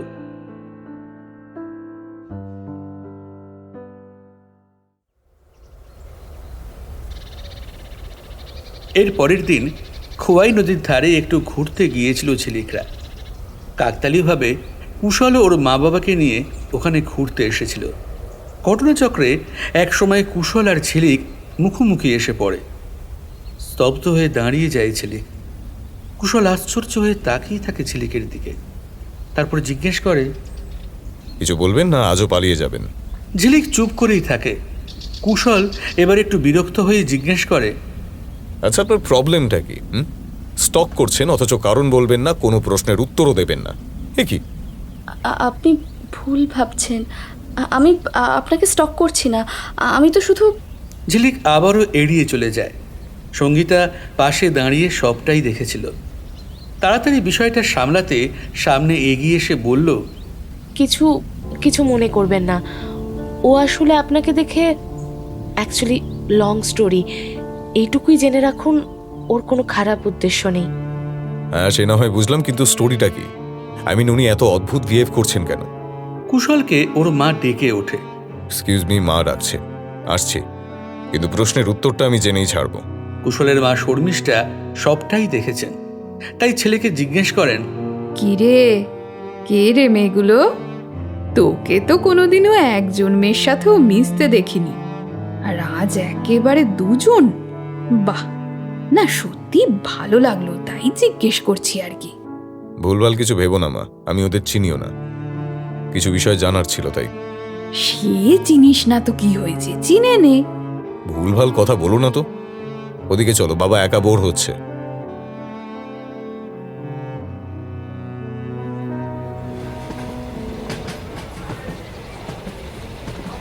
পরের দিন বিকেলেই ট্রেন ছিল ঝিলিকদের। কাকতালীয়ভাবে ওই একই ট্রেনে বাড়ি ফিরছিল কুশলও। হাওড়া স্টেশনে নেমে আবারও মুখোমুখি হয় দুজনে। এবার দুজনেই চুপ করে থাকে। তারপর সঙ্গীতা সামনে আসতেই ঝিলিক তাড়াতাড়ি মুখ ফিরিয়ে চলে যায়। কুশল কিছুই বলে না আর, হেসে আবার সামনের দিকে এগিয়ে চলে। হাওড়া স্টেশন থেকে বেরিয়ে গাড়ি ধরার জন্য ট্যাক্সি স্ট্যান্ডে ওয়েট করছিল কুশলরা। হঠাৎই সঙ্গীতা এসে বলে, নমস্কার, আমি সঙ্গীতা। সেদিন যেটা বলা হয়নি বলতে এলাম। আসলে আপনার চেহারা, মানে আপনাকে অনেকটা... কুশলের ক্যাব এসে গিয়েছিল। মাফ করবেন, আমার ক্যাব এসে গেছে, এখানে তো দাঁড়াতেও দেবে না। আপনি বরং আমার কার্ডটা রাখুন, ফোন করবেন। আসি। নিজের ভিজিটিং কার্ডটা সঙ্গীতের হাতে ধরিয়ে তাড়াতাড়ি মা বাবাকে নিয়ে ক্যাবে উঠে পড়ল কুশল। কিন্তু মনে মনে এক অজানা কৌতূহল ওকে বিচলিত করতে লাগলো।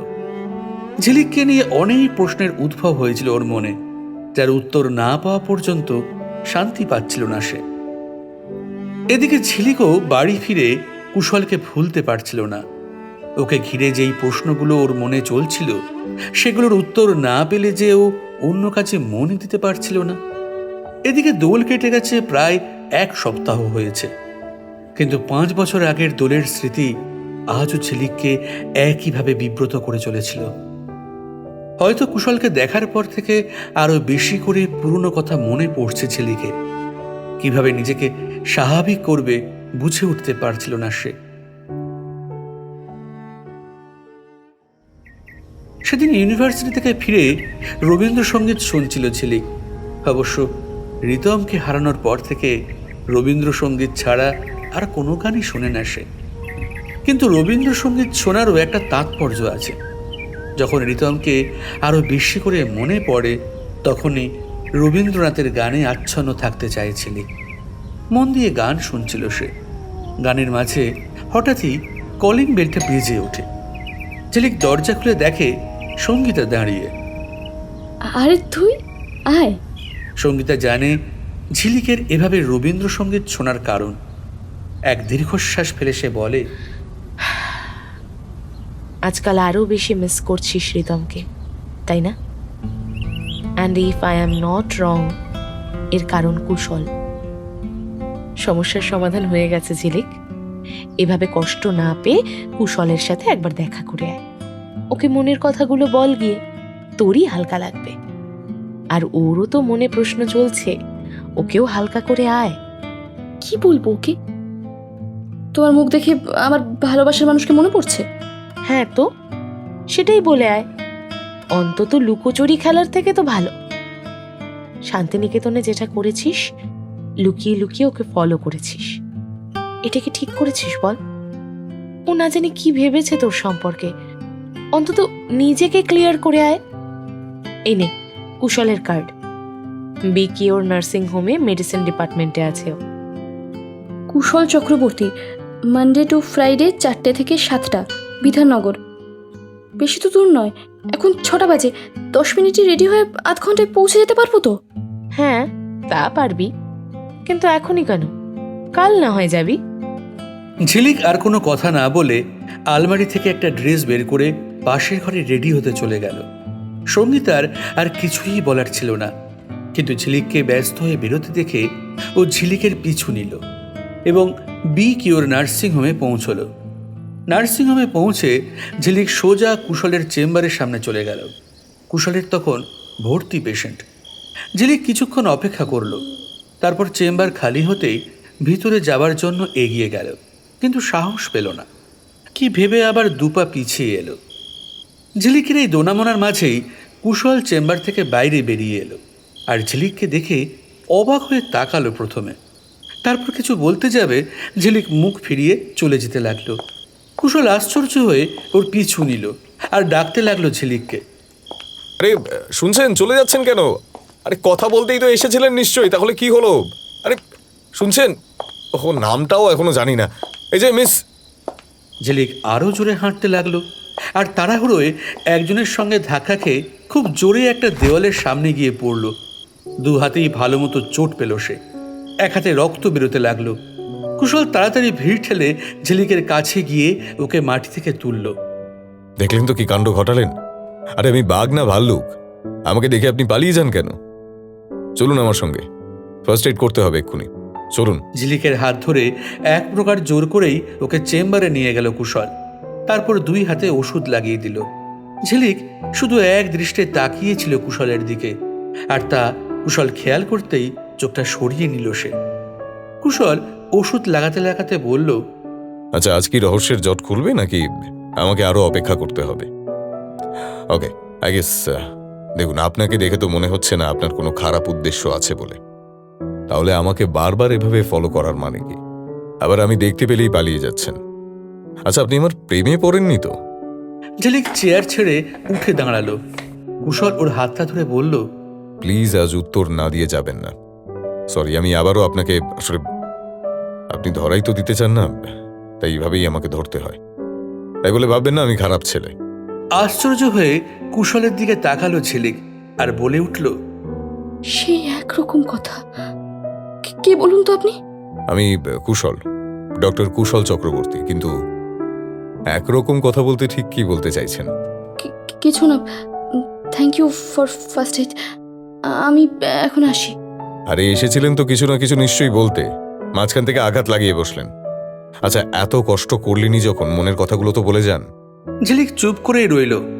কুশল এবার হেসে বলল, আচ্ছা বেশ, আপনাকে কিচ্ছু বলতে হবে না। চলুন, আমরা আজ থেকে বন্ধু হলাম, আর এই বন্ধুকে একদিন নিশ্চয়ই সব বলবেন। দেখুন, আমি কিন্তু সহজে এই অফার দিই না কাউকে। কত মেয়ে এই ডক্টরের উপর ক্রাশ খায় জানেন? অথচ আমি সে কাজ আর কাজ, আর কোনো দিকে তাকাই না পর্যন্ত। সেই আমি কিনা নিজে থেকে আপনার দিকে বন্ধুত্বের হাত বাড়িয়ে দিচ্ছি। লেটেস্ট অফার কিন্তু। ঝিলিক আর দাঁড়িয়ে থাকতে পারল না, তাড়াতাড়ি চলে গেল। কুশল আশ্চর্য হয়ে আপন মনে বলল, মেয়েটার প্রবলেমটা কি? সিক নাকি? ঠিকই ধরেছেন, কিন্তু এই অসুখ সেই অসুখ নয়। এটা ভালোবাসার অসুখ, ভালোবেসে হারানোর অসুখ। ডাক্তারবাবু, পারবেন কি আমার এই বন্ধুর অসুখ সারাতে? সঙ্গীতা চেম্বারে ঢুকে কুশলকে কথাগুলো বলল। আসলে ও তো ঝিলিকের পিছনেই এসেছিল, আর বাইরে দাঁড়িয়ে ওদের সব কথা শুনেছিল। তাই ঝিলিক বেরোতেই ও চেম্বারে ঢোকে। কুশল কৌতূহল নিয়ে এবার বলে, ভালোবেসে হারানোর অসুখ বলতে কেসটা কি, আর আমি কিভাবে সারাবো? আসলে আপনার চেহারার সাথে হুবহু একজনের মিল আছে। তাকে হারিয়ে প্রায় পাগল হয়ে গিয়েছিল আমার বন্ধু। তারপর অনেক কষ্টে নিজেকে সামলে তো নিয়েছে, কিন্তু এখনো অতীতেই পড়ে আছে ও। এদিকে হঠাৎই ভাগ্যচক্রে আপনার সাথে দেখা হলো ওর। আরও জটিল হয়ে উঠল ওর জীবন। বুঝতে পারছেন তো এবার কেন ঝিলিক এভাবে আপনাকে? সো সরি, খুব খারাপ লাগলো শুনে বিষয়টা, কিন্তু আপনার কথাটা বুঝলাম না। মানে আমি কিভাবে সারাবো? ওই যে বললেন বন্ধুত্ব, ব্যাস বন্ধু হয়ে ওর পাশে থাকুন। তাহলে হয়তো ও একটা নর্মাল লাইফ ফিরে পাবে। ব্যাস এটুকুই বলার ছিল। চললাম। সঙ্গীতা চলে গেল। কুশল চেয়ারে বসে কিছুক্ষণ শুধু ঝিলিকের কথাই ভাবতে লাগলো। তারপর ঘরে গিয়ে পুরনো অ্যালবামটা খুলে বসল। পুরনো কিছু ছবি দেখে দু চোখ জলে ভরে গেল ওর। নিজের মনেই বলল, আজ অনেকদিন পর কারোর জন্য এত ভাবছি আমি। জানি না কেন এক অজানা মেয়েকে দেখে আমি এত ব্যাকুল হয়ে উঠেছি। শুধু যে ও আমাকে ফলো করেছে তা তো নয়, আমিও তো এর কারণ জানার জন্য ব্যস্ত হয়ে পড়েছিলাম, আর আজ সব জানার পর তো আরো অস্থির লাগছে আমার।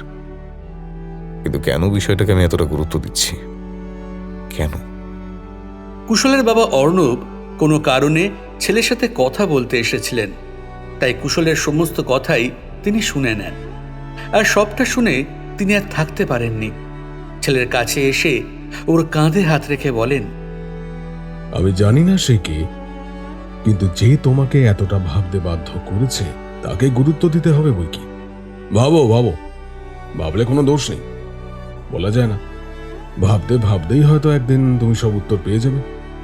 বাবা, আসলে ওর স্টোরিটা আমি জাস্ট আজকেই জেনেছি, আর জানার পর থেকে আরো বেশি করে ওর কথা ভাবছি। তাতে কোনো ক্ষতি নেই ডাক্তারবাবু, ভেবে যাও ভেবে যাও। যাক, যেটা বলতে এসেছিলাম, কাল সকালে নার্সিংহোম যাওয়ার পথে আমাকে আর মাকে ক্লিনিকে নামিয়ে দিয়ে যাবে। রুটিন চেক আপটা করিয়ে নেব। বাহ, খুশি হলাম শুনে তোমরা অ্যাট লাস্ট রুটিন চেক আপটা করাবে।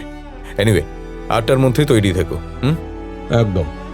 চল, গুড নাইট। পরের দিন বিকেলে ইউনিভার্সিটি ছুটির পর বাস স্ট্যান্ডে দাঁড়িয়েছিল ঝিলিক। তখনই একটা গাড়ি এসে ওর সামনে দাঁড়ায়। জানলার কালো কাঁচ বন্ধ ছিল, তাই ঝিলিক গাড়ির ভিতরে কিছুই দেখতে পায় না। একটু বিরক্ত হয়েই সাইডে সরে যাচ্ছিল সে। তখনই জানালার কাঁচটা খুলে কেউ বলে, আরে সরে যাচ্ছেন কেন? আপনার জন্যই তো দাঁড়িয়েছি। কুশলকে আকস্মিক দেখে চমকে গেল ঝিলিক। তারপর বলল, আমার জন্য দাঁড়িয়েছেন মানে? যাক, অন্তত কথা তো বললেন। আমি তো ভাবলাম এক্ষুনি দৌড় লাগাবেন। যাই হোক, গাড়িতে উঠুন। হোয়াট? বলছি গাড়িতে উঠুন, আপনাকে বাড়িতে ড্রপ করে দেব। না না, কোনো প্রয়োজন নেই, আমি চলে যাব, থ্যাঙ্কস। ঝড় আসছে কিন্তু, উঠে আসুন, সেফলি পৌঁছে যাবেন। আরে বলছি তো চলে যাব, জোর করছেন কেন? আরে বাবা, জোর করছি না, রিকোয়েস্ট করছি মাত্র। চলুন না, অসুবিধা কি আছে? ওহ, বুঝতে পেরেছি, আপনি আমাকে ভরসা করতে পারছেন না, তাই তো? আপনাকে কতটুকুই বা চিনি যে ভরসা করব? হ্যাঁ তা ঠিক, কিন্তু গ্যারান্টি দিচ্ছি ক্যারেক্টারে একদম ফার্স্ট ক্লাস। নির্ভয়ে উঠে পড়ুন। কিন্তু আমি উঠবো কেন? আমার কোনো প্রয়োজনই নেই আপনার সাথে যাবার, অযথা বিরক্ত করছেন। কুশল এবার গাড়ি থেকে নেমে গাড়ির বাঁদিকের দরজাটা খুলে দিয়ে ঝিলিককে বলল, please Jhilik, it's a request, ওঠো। এবার তাড়াতাড়ি পা চালিয়ে চলে যেতে চাইল ঝিলিক। কুশল ওর হাতটা টেনে ধরল। সরি, আবারও হাত ধরলাম, কি করব? আপনি তো কথাই শোনেন না। চলুন, আর না করবেন না প্লিজ। কথাটা বলে আলতো করে হাতটা ছেড়ে দিল কুশল। ঝিলিকও আর এই অনুরোধ ফেলতে পারল না। অনিচ্ছা সত্ত্বেও গাড়িতে উঠে বসল। কুশল গাড়ি স্টার্ট করেই হালকা মিউজিক চালালো। প্রবলেম নেই তো একটু গান চললে? আপনার গাড়ি, আপনি যা ইচ্ছে করতে পারেন, আমার প্রবলেম হবে কেন? থ্যাঙ্কস, তবে ব্যাপারটা তা নয়। আপনার ডিস্টার্ব লাগলে আমি অফ করে দেবো। ইটস ওকে, প্রয়োজন নেই। আপনি এইদিকে কোথায় যাচ্ছেন? নার্সিংহোম তো এদিকে নয়। নার্সিং হোম নয় ঠিকই, কিন্তু বাড়ি তো এদিকেই। আমি বেলঘরিয়ায় থাকি, যদিও আগে সাউথে থাকতাম। এনিওয়ে, আপনার বাড়ি কোথায়? টবিন রোড, এই তো আরেকটু রাস্তা। কিন্তু যা জাম দেখবেন না, এইটুকু পৌঁছতেই কত সময় লেগে যাবে। ওই দেখুন, বললাম না ঝড় আসছে। আর কি, বসন্ত যায় যায় আর কালবৈশাখীর আগমনের অপেক্ষায় আমরা। তবে বসন্তকালটা না আমার খুব প্রিয়, অন্তত এই সময়টা। একদিকে শীতের হালকা ঠান্ডার আমেজ, আর একদিকে ফুলে ফলে সবুজে ভরা রঙিন প্রকৃতি। দোল চলে গেলেও আমেজটা কিন্তু পুরো বসন্তকাল জুড়ে থাকে, কি বলেন? ঝিলিক কোনো উত্তর দিল না। কুশল গলাটা ছেড়ে বলল, বোর করছি বোধ হয় আপনাকে, I am sorry. It's okay, এই তো নেমে যাব। তার মানে তো সত্যিই বোর করছি। আরে দেখুন, বৃষ্টিও এসে গেল। এটা তার মানে কালবৈশাখী ছিল না, একটু হাওয়া হয়ে বৃষ্টি শুরু হলো। কালবৈশাখীর জন্য হয়তো আর একটু অপেক্ষা করতে হবে। ব্যাস ব্যাস, এখানেই নামিয়ে দিন। কেন, বাড়ি অবধি ছেড়ে দিই? না না, দরকার নেই। ছাতা আছে তো? হ্যাঁ আছে, অনেক ধন্যবাদ আপনাকে। আপনাকেও ধন্যবাদ। অন্তত আজ একটু গল্প তো হলো আপনার সঙ্গে, যদিও একতরফা। আপনি আর কটা কথা বললেন। বাই, সাবধানে যাবেন। গাড়ি থেকে নেমে ছাতাটা খুলে অটো স্ট্যান্ডের দিকে এগিয়ে চলেছিল ঝিলিক। কুশল ঝিলিকের দিকেই তাকিয়েছিল তখনও। ও হয়তো বুঝতে পারছিল না হঠাৎই এক অদ্ভুত ভালো লাগা তৈরি হচ্ছিল ওর মনের অজান্তেই। এদিকে ঝিলিক বাড়ি ফিরে চেঞ্জ করে নিয়েই ইউটিউবে রবীন্দ্রসঙ্গীতের লিঙ্কটা ক্লিক করলো। সেই গানের লিস্টে ছিল রিতমের প্রিয় গানটিও, রাঙিয়ে দিয়ে যাও। গানটা শুরু হতেই প্রতিবারের মতোই ঝিলিকের অনেক কিছু মনে পড়ে গেল, আর তার সাথে মনে পড়ল কুশলের কথা। ও নিজেও বুঝতে পারল না কেন কুশলকে ওর বারবার মনে পড়ছে। নিজেকে প্রশ্ন করল সে, শুধুই কি চেহারার মিল তাই, নাকি অন্য কিছু? কোনো উত্তর পেল না ঝিলিক। এমন সময় সঙ্গীতা এসে ঘরের দরজা নক করল। আসতে পারি ম্যাডাম? আরে আয়, তুই আবার পারমিশন চাইছিস কেন? অদ্ভুত। অদ্ভুত তো অনেক কিছুই হচ্ছে আজকাল। এই যে ডক্টর কুশলের গাড়িতে চড়ে বাড়ি এলি, মানে তুই যে ওনার গাড়িতে চড়ে এসেছিস, এটা নিজের চোখে না দেখলে তো বিশ্বাসই করতাম না। আরে জোর করলে কি করব? তাহলে এত বছর পর আবার কারোর জোর তোর ওপর খাটছে। ঝিলিক চুপ করে গেল। সঙ্গীতা বলতে শুরু করলো, ঝিলিক, আমি আগেও বলেছি, আবারও বলছি, প্লিজ একটা ফ্রেশ স্টার্ট কর। অনেক তো শোক মানিয়েছিস, অনেক কষ্টে থেকেছিস এতদিন। এবার নতুন করে জীবনটাকে শুরু কর। আর তুইও জানিস যে রিতমও এটাই চাইবে। অনেক বলেছিস, আর না প্লিজ। কিন্তু কেন ঝিলিক, কেন বলবো না? তুই এভাবেই একা একা কাঁদতে কাঁদতে জীবনটা কাটিয়ে দিবি, আর আমি বন্ধু হয়ে সবটা দেখব? এরকম করিস না ঝিলিক। কাকিমার কথা তো ভাব, প্লিজ। ওনার জন্য অন্তত নিজেকে নিয়ে একটু ভাব। আর কুশলের মতো একজন ছেলেকে কি এইভাবে নেগলেক্ট করা উচিত তোর? দেখ, আমার তো মনে হয় কুশল তোর প্রেমে পড়েছে। আমাকে সেদিন ফোন করে তোর খোঁজ খবর নিচ্ছিল, আমিও বললাম। কি বললি? তেমন কিছুই না, তোর বাড়ির অ্যাড্রেস আর তোর ফোন নাম্বার চেয়েছিল, দিয়ে দিলাম। কি কোনো মানে হয়? ও চাইলো আর তুই দিয়ে দিলি, আর আমাকে জিজ্ঞেস না করি? বাহ, দারুণ তো। আরে কি হয়েছে তাতে? খুব ভালো রে ছেলেটা, ভেবে দেখতে পারিস। প্লিজ সঙ্গীতা, এই কথাটার কখনো বলবি না। কিন্তু ঝিলিক, কান খুলে একটা কথা শুনে নে, রিতম আমার প্রথম আর শেষ ভালোবাসা। ওর জায়গায় আমি কাউকে কোনো দিন বসাতে পারবো না। আচ্ছা, ওর জায়গায় বসাতে কে বলেছে তোকে? রিতমের জায়গায় রিতমই থাকবে, কুশলকে কুশলের জায়গায় বসা। আসলে তোর কাছে ব্যাপারটা খুব ইজি। ছাড়, বাদ দে, বুঝবি না। আচ্ছা, কুশলের রূপের সাথে রিতমের মিল আছে। তুই তো এটাই মনে করতে পারিস যে রিতমই তোর সাথে আছে। বাহ, মিল আছে বলে এরকম ভাববো? আরে দুজন সম্পূর্ণ আলাদা মানুষ। তুই এরকম ভাবলি বা কি করে সঙ্গীতা?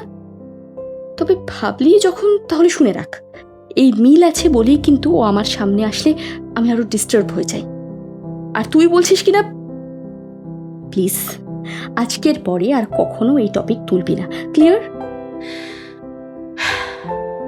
ওকে, তাই হবে। চল, বাই। সঙ্গীতা চলে গেল। ওদিকে কুশল বাড়ি ফিরে বেশ খুশির মেজাজে ছিল। বসার ঘরে ল্যাপটপে কিছু কাজ করছিল সে, কিন্তু মুখে ছিল এক স্বতঃস্ফূর্ত হাসি, যা ওর বাবা মা বেশ লক্ষ্য করল। কুশলের বাবা অর্ণব ছেলেকে জিজ্ঞেস করলেন, কি ব্যাপার ডাক্তারবাবু, আজ খুব খুশি মনে হচ্ছে যে? হ্যাঁ বাবা, মনটা বেশ ভালো আছে। এর কারণ কি সে যার কথা সেদিন শুনলাম? বাবা ঠিকই ধরেছ। আসলে আজ ওকে বাড়ির কাছে ড্রপ করে দিয়েছি, কিছু কথা হলো। আগে তো সুযোগই পাইনি। কুশলের মা শর্মিষ্ঠা দেবী এতক্ষণ সব শুনছিলেন, এবার বললেন, কি ব্যাপার ছোটন, আমাকে তো কিছুই বলিসনি, অথচ বাবা জানে। বাহ! আরে মা, তুমি ভুল বুঝছো, বলার মতো এখনো কিছুই হয়নি তো। বলে নিশ্চয়ই বলতাম। বাবা তো সেদিন কিছু কথা শুনে নিয়েছিল তাই জানে, কিন্তু এখনো গাড়ি কিছুই এগোয়নি। হ্যাঁ শর্মিষ্ঠা, তুমি চিন্তা করো না, তোমার আদরের ছেলে তোমার কাছে কখনোই কিছু লুকোবে না। দাঁড়িয়ে গেলে তুমিই আগে জানবে, কি তাই তো? না বাবা, গাড়ি এগোলেই তোমাদের দুজনকেই আমি জানাবো। হ্যাপি? আরে very happy. By the way, মেয়েটার নাম কি, কোথায় থাকে? ঝিলিক ব্যানার্জি, ট্রবিন রোডে থাকে, আর রবীন্দ্রভারতী ইউনিভার্সিটিতে বাংলার প্রফেসর। বাহ, এ তো খুব ভালো কথা। বৌমা তাহলে প্রফেসর, দারুণ ব্যাপার তো। মা একটু বেশি হয়ে গেল না? আরে ও তো সেভাবে কথাই বলে না, অ্যাকচুয়ালি বলতেই চায় না। তাই তোমরা বেশি কিছু ভেবো না প্লিজ, শেষে কষ্ট পাবে। আমি তো ভাববই। আমাদের ডাক্তারবাবু এই প্রথম কোনো মেয়েকে নিয়ে এত ভাবছে, এটা তো আমি হালকা ভাবে নিতে পারবো না, তাই না? আর তুই এত নেগেটিভ ভাবছিস কেন বলতো? আরে একটু রোমান্টিক হয়ে ওকে পটানোর চেষ্টা তো কর। ওসব আমার দ্বারা হবে না বাবা, জানোই তো। কিন্তু হ্যাঁ, আল আমি ছেড়ে দিতে চাই না।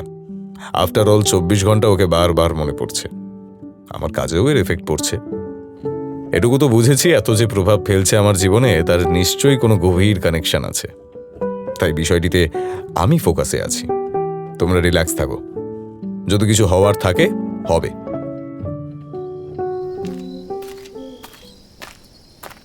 রাতে শুতে যাওয়ার আগে নিজের বেডরুমে অস্থির হয়ে ঘরের এক প্রান্ত থেকে আরেক প্রান্ত পর্যন্ত পায়চারি করছিল কুশল। হঠাৎ কি ভেবে সঙ্গীতাকে ফোন করলো সে। হ্যালো, কুশল বলছি। সরি এত রাতে আপনাকে ডিস্টার্ব করলাম, আসলে একটু দরকার ছিল। হ্যাঁ হ্যাঁ, বলুন না, কি দরকার? দেখুন, আমি সরাসরি বলছি, আমার আপনার বন্ধুকে খুব ভালো লাগে, কেন জানি না এই অল্প দিনেই ওকে নিয়ে খুব ভাবছি।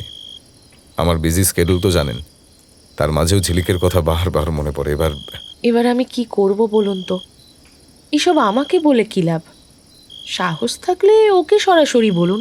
ওরে বাবা, ওটাই তো চাপের, ও তো কথা বলার সুযোগই দেয় না। ওই জন্যই তো আপনাকে ফোন করলাম, মানে যদি এই বিষয়ে একটু সাহায্য করেন। আপনি তো গান করেন, এটাই অস্ত্র, এতেই আপনি ওর মন পেতে পারেন। সেটা কিভাবে? সেটা আপনি বুঝে নিন। আপনি সাহায্য চাইলেন, আমি আপনাকে উপায় বলে দিলাম। আচ্ছা, ভালো একটা উপায় দিয়েছেন। শুনুন, আগামী 28শে মার্চ গোর্কি সদনে আমার একটা সোলো পারফরমেন্স আছে, আপনারা আসবেন? বাহ, এটা তো খুব ভালো হবে। ঠিক আছে, আমি ওকে যেভাবে হোক রাজি করিয়ে নিয়ে আসব। Thank you Sangeeta. এখনই থ্যাঙ্কস বলছেন? আগে দেখুন ঝিলিক আসে কি না। আসবে আসবে, ঠিক আসবে। All the best. ফোনটা রেখে সঙ্গীতা একটা প্ল্যান সাজিয়ে নিল, আর পরের দিন ঝিলিকের সাথে দেখা করে অনেক কষ্টে ওকে প্রোগ্রামে যাওয়ার জন্য রাজিও করালো। 28শে মার্চ সন্ধ্যায় ঝিলিককে নিয়ে গোর্কি সদনে এলো সঙ্গীতা। যদিও ঝিলিক তখনও জানতো না কুশল পারফর্ম করবে, তাই কুশল স্টেজে উঠতেই ঝিলিক চমকে গেল। তারপর কুশল গান শুরু করতেই ঝিলিক উঠেই চলে যাচ্ছিল, সঙ্গীতা জোর করে ওকে হাত ধরে বসিয়ে দিল। কুশলের গান শুনে মনে উথাল পাতাল হতে লাগলো ঝিলিকের। বারবার রিতমের কথাই ওর মনে পড়তে লাগলো। প্রোগ্রাম শেষে যখন চলে যাচ্ছিল ঝিলিক, তখনই কুশল এসে ওর সামনে দাঁড়ালো। কেমন লাগলো আমার পারফরমেন্স? না বলেই চলে যাবেন না প্লিজ।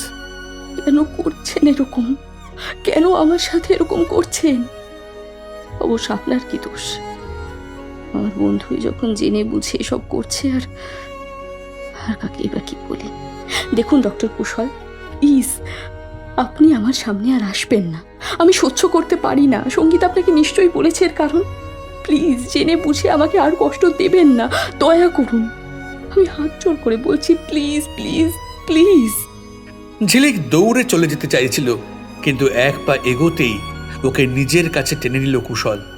ঝিলিক আর কিছু বলতে পারল না, কেমন যেন স্থির হয়ে গেল। আমি জানি আমার মুখ আপনাকে কষ্ট দেয়, কিন্তু এর শাস্তি আমি কেন পাবো বলুন তো? আচ্ছা, আপনার সঙ্গে যাই ঘটে থাকুক, আপনি কি সব ভুলে এগোতে পারবেন না? সারা জীবন ওই একজনের স্মৃতি নিয়েই কাটিয়ে দেবেন? আচ্ছা, আপনার কি মনে হয় সেও কি এটাই চাইবে? অনেক হয়েছে ঝিলিক, আমি আজ সরাসরি তোমাকে বলছি, শুরু হয়তো তুমি করেছিলে, কিন্তু শেষ আমি করব। কিন্তু আজ যা হচ্ছে এর জন্য কে দায়ী বলো তো? আরে তুমি যদি আমাকে ওভাবে ফলো বা স্টক না করতে, তাহলে তো আমি তোমাকে চিনতামই না, জানতামই না তোমার সম্পর্কে কিছু। এবার ওভাবে বারবার আমার কাছে এসে তুমি তো আমাকে পাগল করেছো, তাই না? আর এমন পাগল করেছো যে আমি তোমাকে ছাড়া আর কিছুই ভাবতে পারছি না ছেলে। শয়নে স্বপনে শুধুই তুমি। আরে এটা তো একদিনই হয়নি, বারবার তুমি কাছে এসেছো। এখন তো তোমাকে দূরে সরিয়ে দিতে পারবো না আমি, কিছুতেই না। ছাড়ুন আমাকে প্লিজ, আশপাশে লোকজন আছে। আমার তাতে কিছু যায় আসে না ঝিলিক, কিন্তু আজ তুমি উত্তর না দিয়ে যেতে পারবে না। কি উত্তর? আমি যেমন তোমাকে নিয়ে এত ভাবি, তুমি কি এর শিখে ভাবো আমাকে নিয়ে? আমার কথা কি তোমার কখনোই মনে পড়ে না? দেখো ঝিলিক, পাস্ট সকলের থাকে, কিন্তু এভাবে পাস্টকে আঁকড়ে ধরে কেউ বাঁচতে পারে না। একটু ভেবে দেখো তো আমি ঠিক বলছি কিনা। আমাকে ছাড়ুন কুশল, প্লিজ ছাড়ুন।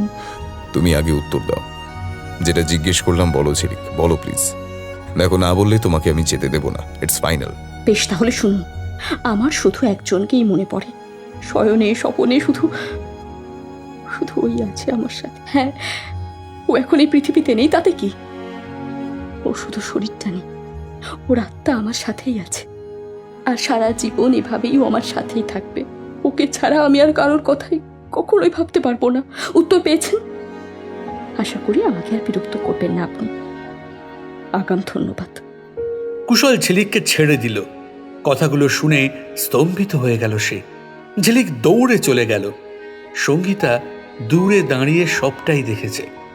কুশলের সামনে এসে বলল, এর থেকে বেশি আমার আর কিছুই করার নেই কুশল, সরি। আর আমার মনে হয় আপনার অযথা ঝিলিককে নিয়ে আর স্বপ্ন দেখা উচিত না। তাছাড়া একটু ভেবে দেখুন তো, যেই চেহারা দেখে ও এত কষ্ট পায়, তার সাথে ওর জীবনটা কাটাবেই বা কি করে। চললাম। সঙ্গীতা, প্লিজ আর একবার চেষ্টা করে দেখবে। সরি কুশল, আমি আর আমার বন্ধুকে কষ্ট দিতে পারছি না, ভেরি সরি। সঙ্গীতা চলে গেল। কুশল হতাশ হয়ে মাটিতে বসে পড়ল। পরের দিন ঝিলিক ইউনিভার্সিটি যায়নি। সারাদিন ঘরে দরজা বন্ধ করেই বসেছিল। সঙ্গীতা অনেকবার ফোন করলেও রিসিভ করেনি ঝিলিক। অবশেষে ঝিলিকের বাড়িতে চলে আসে সঙ্গীতা। ঝিলিকের মা সুনন্দা দরজা খোলেন। আয় সঙ্গীতা, ভালো হয়েছে তুই এসেছিস। আমি ভাবছিলাম তোকে ফোন করব। দেখ তো ঝিলিকের কি হলো হঠাৎ, সারা দিন দরজা বন্ধ করে বসে আছে মেয়েটা। সঙ্গীতা ঝিলিকের রুমের কাছে গিয়ে ওকে ডাকলো। ঝিলিক, এই ঝিলিক, কি হয়েছে বলতো তোর? আমার ফোন রিসিভ করছিস না। কাকিমা বলল সারা দিন নাকি দরজা বন্ধ করে বসে আছিস। আচ্ছা, আমার ওপর রেগে আছিস বুঝলাম, কিন্তু নিজেকে কষ্ট দিচ্ছিস কেন? প্লিজ দরজাটা খোল, আর আমাকে যত খুশি যা ইচ্ছে হয় বল, কিন্তু এভাবে থাকিস না প্লিজ। ঝিলিক দরজা খুলে দিয়ে ঘরের একটা চেয়ারে গিয়ে বসলো। সঙ্গীতা ঘরে ঢুকে ঝিলিকের মাথায় হাত বুলিয়ে বলল, আমি জানি তুই খুব কষ্টে আছিস, কিন্তু বিশ্বাস কর, কুশলও কষ্ট পাচ্ছে। প্লিজ একবার তুই। সঙ্গীতা প্লিজ, অন্তত আজকের দিনে তুই রিতম ছাড়ার কারোর কথা বলিস না আমার সামনে, প্লিজ। সঙ্গীতার এবার মনে পড়ল সেই অভিশপ্ত দিনের কথা। সরি ঝিলিক, আমার সত্যি একেবারেই খেয়াল ছিল না। আজ তো রিতমের মৃত্যু দিবস। আজকের দিনেই তো। এক্সট্রিমলি সরি ঝিলিক, কিন্তু এই 5 বছরে কখনো তোকে এরকম দেখিনি আমি। তুই ওকে মনে করতিস ঠিকই, কিন্তু এতটা ডিস্টার্ব তো থাকতিস না। কুশল, হি ইজ দ্য ম্যান যে আমার সব শেষ করে দিচ্ছে। আমি অনেক কষ্টে নিজেকে সামলে নিয়েছিলাম, জানিস তো তুই সবই। কিন্তু যবে থেকে কুশলকে দেখেছি, আবার আমার জীবনে নতুন করে শোক ফিরে এসেছে। আবার আমি ট্রমায় চলে গেছি সঙ্গীতা। কথাটা শেষ হতেই সামনে তাকিয়ে ঝিলিক দেখল কুশল দাঁড়িয়ে আছে। কুশল 2 পা পিছিয়ে গিয়ে বলল, ভয় নেই, আমি তোমাকে কোনোভাবেই আর ডিস্টার্ব করবো না। আমি তো অ্যাড্রেসটা জানতাম, তাই শেষবারের মতোই কিছু কথা বলতে এসেছিলাম জাস্ট। তবে তাহার আর দরকার নেই, আর কষ্ট দেব না তোমাকে। এনিওয়ে, এতদিন যা করেছি তার জন্য সরি। প্লিজ আমার ওপর অন্তত রেগে থেকো না। Sorry again. ঝিলিক মুখটা ফিরিয়ে নিল। সঙ্গীতা কিছু বলতে যাচ্ছিল, কুশল তাড়াতাড়ি চলে গেল। সঙ্গীতা দৌড়ে ওর পিছনে গেল। কুশল গাড়িতে উঠে গিয়েছিল। সঙ্গীতা ওর পথ আটকে বলল, প্লিজ কুশল, তুমি ওকে ভুল বুঝো না। আসলে আজও একটু বেশি ডিস্টার্বড, কারণ আজকের দিনেই তো ওর প্রিয় মানুষকে হারিয়েছিল। কথাটা শুনে পা থেকে মাথা পর্যন্ত শিউরে উঠল কুশলের। সঙ্গীতা আবারও বলল, 29th মার্চ 2014 সোমবারই ছিল সেই অভিশপ্তর দিন, যখন এক মুহূর্তেই ঝিলিকের জীবনটা রঙিন থেকে সাদা হয়ে গিয়েছিল। ওর একমাত্র ভালোবাসাকে হারিয়েছিল। সঙ্গীতা খেয়াল করলো কুশলের শরীর কাঁপছিল। ও জিজ্ঞেস করলো, এই কি হলো তোমার? তুমি তুমি ঠিক আছো কুশল? এই কুশল! হ্যাঁ, আমি আমি আমি ঠিক আছি। আচ্ছা আচ্ছা, কি নাম ছিল ওর? আই মিন ওই ছেলেটার যাকে ঝিলিক। রিতম, রিতম চক্রবর্তী। কাকতালীয়ভাবে তোমাদের শুধু দেখতেই একরকম নয়, তোমাদের সারনেমও সেম। এমনকি তুমিও গান করো। তফাৎটা শুধু এই যে গানই রিতমের সবকিছু ছিল, প্যাশনও প্রফেশনও। কিন্তু তোমার কাছে গানটা শুধুই প্যাশন, কারণ তোমার আসল কাজ তো মানুষের সেবা করা। যাই হোক, নিশ্চয়ই বুঝতে পারছো এবার যে ঝিলিকের কোথায় প্রবলেম হচ্ছে। এত কিছুর পরেও ঝিলিক কি করে তোমাকে অ্যাকসেপ্ট করবে বলো? দেখো, আমি বুঝতে পারছি তোমার মনের অবস্থাটা, কিন্তু আমার অনুরোধ রইল যে প্লিজ এভাবে ঝিলিকের পেছনে আর সময় নষ্ট করো না। নিজেকে শক্ত করো আর বাস্তবটাকে অ্যাকসেপ্ট করো। আর আর এতটা ভেঙে পড়ো না প্লিজ। আমার বিশ্বাস সামনে সব ভালো হবে, দেখো। কুশল ঘামছিল আর দু চোখ দিয়ে শুধুই জল গড়িয়ে পড়ছিল ওর। গলা শুকিয়ে কাঠ হয়ে গিয়েছিল, দম যেন আটকে আসছিল ওর। অনেক কষ্টে কাঁপা গলায় বলল, আমার চিন্তা করো না সঙ্গীতা, প্লিজ ঝিলিককে দেখো, শি নিড ইউ। কিন্তু তোমাকে দেখে তো ঠিক লাগছে না। শরীর খারাপ লাগছে কি? ও কিছু না, আমার আসলে অ্যাংজাইটি আছে। সিরিয়াস হওয়ার মতো কিছু ব্যাপার নয়। আমি বাড়ি গিয়ে ওষুধ খেয়ে নেবো, আসছি। কিন্তু এই অবস্থায় তুমি গাড়ি চালিয়ে যাবে কি করে? কিছু হবে না, ডোন্ট ওয়ারি, অভ্যাস আছে, অনেকবার গেছি। অ্যান্ড থ্যাঙ্কস এতটা ভাবার জন্য। আর এক মুহূর্ত না দাঁড়িয়ে গাড়ি ড্রাইভ করে চলে গেল কুশল। কিন্তু সঙ্গীতার বিষয়টা স্বাভাবিক লাগলো না। ও তাড়াতাড়ি একটা ক্যাব নিয়ে কুশলকে ফলো করলো।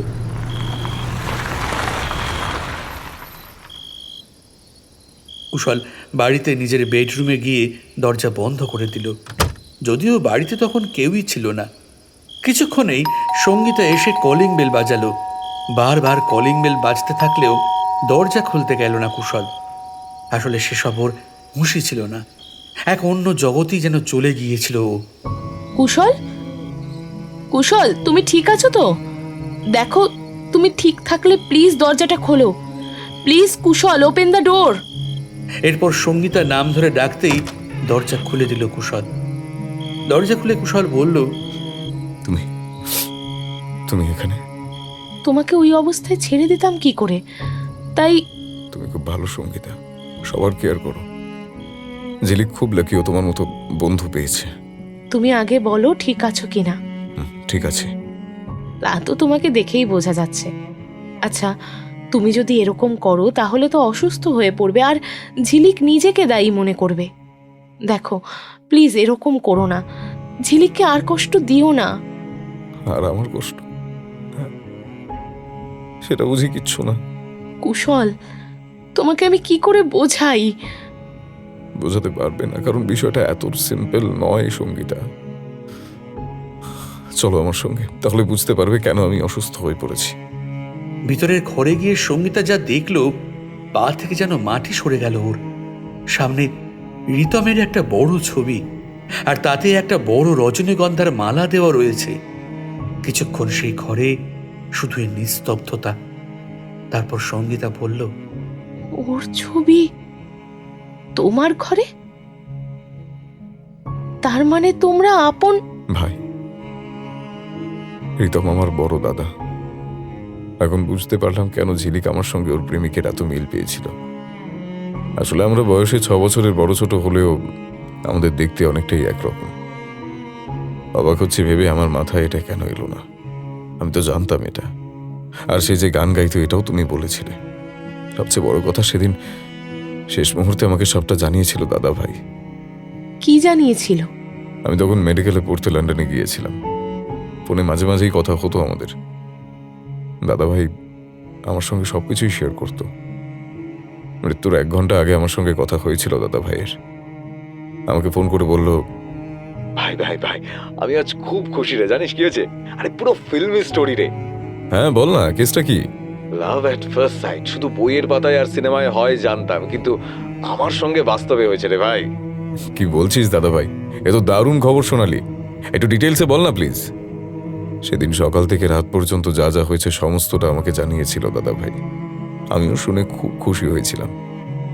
আমার গান পাগল দাদা ভাই শেষে কিনা প্রেমে পড়েছে, তাও এক দেখাতেই।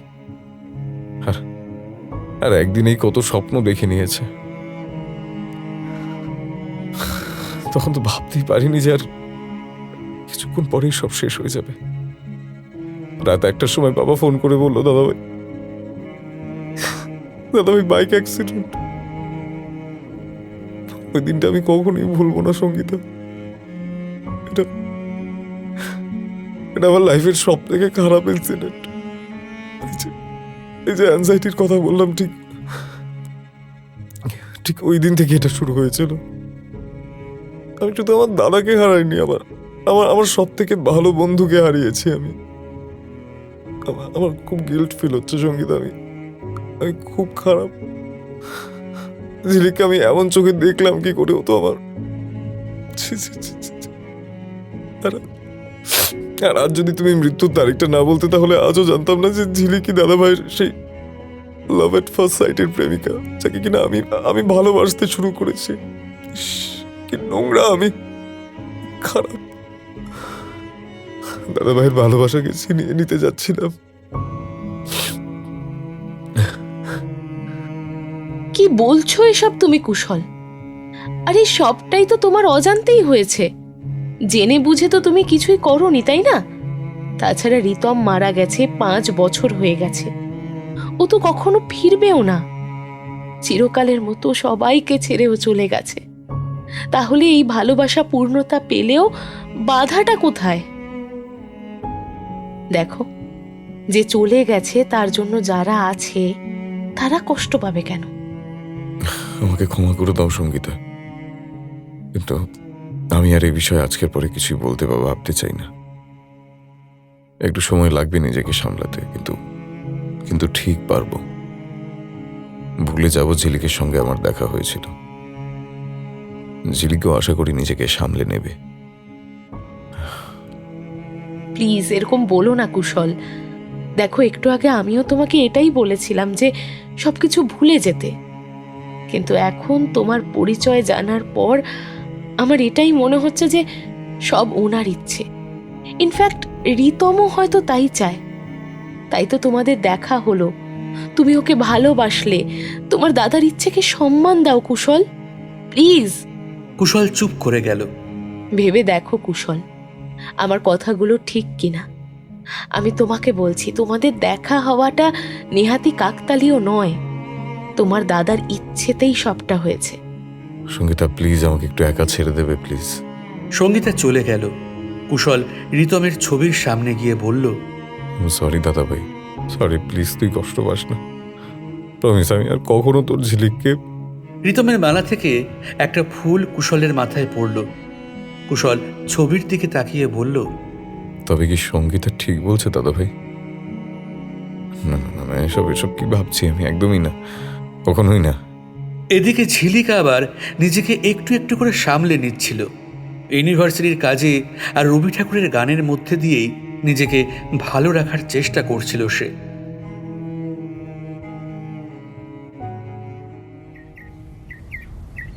ঠিক 1 সপ্তাহ পর কুশল সঙ্গীতাকে ফোন করে বলল, আমি একটা ভালো অফার পেয়েছি। অনেকদিন থেকে লন্ডনের একটা হসপিটালে আমাকে জয়েন করতে বলেছিল। ফাইনালি আমি ওদের অফারটা অ্যাকসেপ্ট করেছি। আজই বিকেলে ফ্লাইট। ভাবলাম মা, যাওয়ার আগে তোমাকে বলে যাই। তুমি লন্ডন চলে যাচ্ছ? আর এদিকে ঝিলিকের কি হবে? তোমার ভাই তো ওকে স্বপ্ন দেখিয়ে কাঁদিয়ে চলে গেল। এমনকি যাবার আগে ওর স্মৃতি আবিরে রাঙিয়ে দিয়ে চলে গেল। যার জন্য ঝিলিক আরো অ্যাটাচ হয়ে পড়েছিল। তুমিও সেই কাঁদিয়েই যাবে আমার বন্ধুকে। তোমরা ছেলেরা না জাস্ট সেলফিশ, স্বার্থপর। সঙ্গীতা, তুমি বেকার এসব বলছো। আরে ঝিলিক তো আমাকে ভালোই বাসে না। ও তো আজও দাদা ভাইকে। কত সহজে তুমি এটা মেনে নিলে। বাহ, একজন মৃত মানুষের প্রতি পাগলের মতো এই ভালোবাসা কি নর্মাল কুশল? তুমি বলো। একমাত্র তুমিই পারতে ওকে নতুন করে ভালোবাসার বন্ধনে বাঁধতে, কিন্তু তুমি তো চেষ্টাই করলে না, উল্টে পালিয়ে যাচ্ছ। এক্সেলেন্ট। জবাব নেই আপনার ডক্টর কুশল চক্রবর্তী। এত পেশেন্টকে ট্রিটমেন্ট করে সুস্থ করে তোলেন, অথচ আমার বন্ধুর বেলায় ট্রিটমেন্ট ছাড়াই পেশেন্টকে ফেলে পালিয়ে যাচ্ছেন। আমি রাখছি সঙ্গীতা, এখনো প্যাকিং বাকি। তোমাকে জানানোটা ইম্পর্টেন্ট ছিল, তাই জানিয়ে দিলাম, ব্যাস। এবার রাখি। ফোনটা রেখে দিল কুশল। সঙ্গীতা তাড়াতাড়ি রেডি হয়ে ঝিলিকের বাড়িতে গেল। এতদিন সত্যিটা জানায়নি সে ঝিলিককে, এবার জানালো। সরি ঝিলিক, আমি সব জেনেও চুপ ছিলাম, কারণ আমার মনে হয়েছিল তুই কষ্ট পাবি, তাই। তাহলে আজ বলছিস কেন? তুই না বললে তো আমি জানতেও পারতাম না এসব। আর এখন জেনেও বা কি লাভ হলো আমার? কি করব আমি এসব জেনে? আর ও রিতমের ভাই, রিতম তো নয়। তোর আর কিছু মনে হচ্ছে না? এটা মনে হচ্ছে না যে কেন এত ছেলে থাকতে কুশলের সাথেই তোর দেখা হলো? কেন? কারণ রিতমই চায় তোরা এক হয়ে যা। যেই স্বপ্ন ও তোকে দেখিয়েছিল কিন্তু পূরণ করতে পারেনি, ও হয়তো চায় কুশলের সাথেই তোর সেই স্বপ্ন পূরণ হোক। সঙ্গীতা, প্লিজ প্লিজ চুপ কর, এসব কথা আমি মানি না। বেশ, তাহলে তো আর কিছু বলারই নেই আমার। চলে যাক কুশল, এটাই হয়তো ভালো। সত্যিই তো, শুধু শুধু এখানে থেকে কেনই বা কষ্ট পাবে? তার থেকে এটাই ঠিক সিদ্ধান্ত নিয়েছে ও। কি সিদ্ধান্ত নিয়েছে? কোথায় যাচ্ছে কুশল? তুই জেনে কি করবি? তোর তো কোনো আগ্রহই নেই। সঙ্গীতা, প্লিজ বল, কোথায় চলে যাচ্ছে ও? লন্ডনে গিয়ে সেটেল হতে চাইছে। গুড ডিসিশন, কি বল? ঝিলিকের হৃদয় উথাল পাতাল হতে লাগলো আবার, কিন্তু মুখে কিছুই বলল না। সঙ্গীতা যাবার আগে বলল, সন্ধে 7:30টায় ফ্লাইট। এটুকুই বলবো, রিতমকে আটকানো তোর হাতে ছিল না, কিন্তু কুশলকে তুই চাইলেই আটকাতে পারিস। ভেবে নে ঝিলিক, এখনো 4 ঘন্টা আছে তোর হাতে। আর হ্যাঁ, সত্যিকারের ভালোবাসা কিন্তু খুঁজলেও পাওয়া যায় না। ভগবান হয়তো সেকেন্ড চান্স দিচ্ছে তোকে। টাইমটা মনে রাখিস, 7:30। বাই। সঙ্গীতা চলে গেল। ঝিলিক এবার চিৎকার করে কেঁদে উঠল। কেন আমার পরীক্ষা নিচ্ছ ঠাকুর? কেন? আমি এখন কি করব আমি? কেঁদে কেঁদে চোখ ফুলে গেল ঝিলিকের। সুনন্দা এসে মেয়েকে বললেন, আমাকে সঙ্গীতার সবকিছুই বলেছে। আর কষ্ট পাস না মা, অনেক তো হলো। আর না, এবার নতুন মানুষের ডাকে সাড়া দে, জীবনটাকে আবার রাঙিয়ে দে। ঝিলিক কিছুই বলল না। মায়ের বুকে মাথা রেখে চোখটা বন্ধ করে থাকলো কিছুক্ষণ। কষ্টটাকে এভাবেই হয়তো কমাতে চাইল সে। রবিবার ইউনিভার্সিটির ছুটি, কিন্তু সারাটা দিন ইচ্ছে করেই নিজেকে নানা কাজে ব্যস্ত রেখেছিল ঝিলিক। এদিকে বিকেল 5:30 বাজে। কাজের মাঝেও মনের সাথে তখনও দ্বন্দ্ব চলছে ঝিলিকের, কিন্তু ক্লান্ত শরীরে একটা সময় ঘুম চলে আসে তার। ঘুম ভাঙে একটা রিংটোনে। আগেই ঘড়িতে তাকিয়ে দেখলো ঝিলিক। 7:35, তার মানে ফ্লাইট ছেড়ে দিয়েছে। রিংটোন তখনও বেড়ে চলেছে। এবার স্ক্রিনে তাকিয়ে দেখলো সঙ্গীতা ফোন করছে। হ্যালো হ্যালো, সঙ্গীতা বল। সঙ্গীতা ধরা গলায় বলল, নিউজটা দেখেছিস? না, কি নিউজ? তোর গলাটা কেমন যেন। এখন খবর চ্যানেলটা অন করে লাইভ নিউজটা দেখ। তাড়াতাড়ি ইউটিউবে এখন খবর অন করলো ঝিলিক। পাইলটের তৎপরতায় অনেক বড়সড় দুর্ঘটনার হাত থেকে বাঁচল যাত্রীরা। অনেক লড়াই করে সেফ জায়গায় প্লেনকে ল্যান্ড করান ক্যাপ্টেন মনোজিৎ জানা। যদিও দুর্ভাগ্যবশত এই ঘটনায় এখনো পর্যন্ত 12 জন আহত হয়েছেন। আর দুজনের মৃত্যুও হয়েছে, যার মধ্যে একজন ডাক্তার এবং আরেকজন শিশু। খবরটা বন্ধ করে দিল ঝিলিক। শরীরটা কেমন যেন করে উঠল ওর। সঙ্গীতা তখনও ফোনে ছিল। উদ্বিগ্ন হয়ে সে বলল, ঝিলিক তুই ঠিক আছিস? এই ঝিলিক কিছু তো বল। আচ্ছা আচ্ছা যাবি একবার ওখানে? দেখ ডাক্তার তো যে কেউ হতে পারে, তাই না? দাঁড়া দাঁড়া, আমি আসছি তোকে নিতে, এক্ষুনি আসছি আমি। ঝিলিক আর সঙ্গীতা এয়ারপোর্টে গিয়ে দেখলো ততক্ষণে আহতদের হসপিটালে নিয়ে যাওয়া হয়েছে। ঝিলিক একজন স্টাফকে কাঁপা গলায় জিজ্ঞেস করলো, সেই দুজন নিহত হয়েছেন, তাদের কোথায় নিয়ে যাওয়া হয়েছে? উত্তর এলো সেই একই হসপিটালে তাদেরও নিয়ে যাওয়া হয়েছে। ডেথ সার্টিফিকেটের পর তাদের বডি মর্গে যাবে। হাত পা ঠান্ডা হয়ে গেল ঝিলিকের। সঙ্গীতা ওর হাত শক্ত করে ধরে বলল, হসপিটালে চল। আমি আমি যাব না, যাব না, আমি আমি আমি আমি যাব না, যাব না, আমি যাব না, যাব না। প্লিজ ঝিলিক প্লিজ, আমি আছি তো, আমি বলছি কুশল ঠিক আছে। হসপিটালে এক প্রকার জোর করেই ঝিলিককে নিয়ে গেল সঙ্গীতা। তবে ওখানে গিয়ে জানা গেল একজন বৃদ্ধ ডক্টর নিহত হয়েছেন, আর 12 জন আহতদের লিস্টে আছে কুশল চক্রবর্তীর নাম। দেখেছিস, আমি বলেছিলাম তোকে কুশলের কিচ্ছু হয়নি, হতে পারে না। রিতম যাবার জন্য এসেছিল, কিন্তু কুশল থাকার জন্য এসেছে। ও তোর চিরসাথী। তাড়াতাড়ি কুশলকে দেখার জন্য ছুটে গেল ঝিলিক, কিন্তু ওয়ার্ডে গিয়ে পেশেন্টদের মধ্যে কুশলকে না দেখতে পেয়ে অস্থির হয়ে উঠল সে। তারপর হঠাৎই চোখ গেল একজন পেশেন্টের দিকে, যাকে এক তরুণ ডক্টর ইঞ্জেকশন দিচ্ছে। সে আর কেউ নয়, ডক্টর কুশল চক্রবর্তী। স্বস্তির নিঃশ্বাস ফেলল ঝিলিক। ওর মুখে এক স্বতঃস্ফূর্ত হাসি ফুটে উঠল। কুশল পেশেন্টকে দেখার পর পিছনে ফিরে ঝিলিককে দেখে চমকে উঠল প্রথমে, তারপর সামনে গিয়ে বলল, তুমি এখানে? আহতদের মধ্যে কি কেউ তোমার পরিচিত? তুমি ঠিক আছো? হ্যাঁ, আমি তো ঠিক আছি। দেখলে তো পেশেন্ট দেখছিলাম। তাহলে আহতদের লিস্টে তোমার নাম লেখা কেন? বাইরে চলো বলছি। ওয়ার্ডের বাইরে বেরিয়ে কুশল বলল, আরে যেভাবে প্লেনটা দুলছিল আমার শরীরটা একটু খারাপ হয়ে গিয়েছিল। অ্যাংজাইটি আছে তো, প্যানিক অ্যাটাকা হয়েছিল, খুব ভয় পেয়ে অজ্ঞান হয়ে গিয়েছিলাম। তারপর চোখ খুলে দেখি হসপিটালে বেডে শুয়ে আছে। তাই হয়তো আহতদের লিস্টে আমাকে রেখেছে, নয় একটাও চোট পাইনি। দেখো আমি, এই দেখো একদম ফিট আছি। তবে হ্যাঁ, ওই মুহূর্তে তো ভেবেছিলাম বোধহয় সব শেষ হয়ে গেল, আর ফিরবো না। Shut up! কেন বলছো বাজে কথা? তোমার দাদার মতো বেইমান হতে চাও, তাই তো? ওকে কাঁদাতে চাও আবার?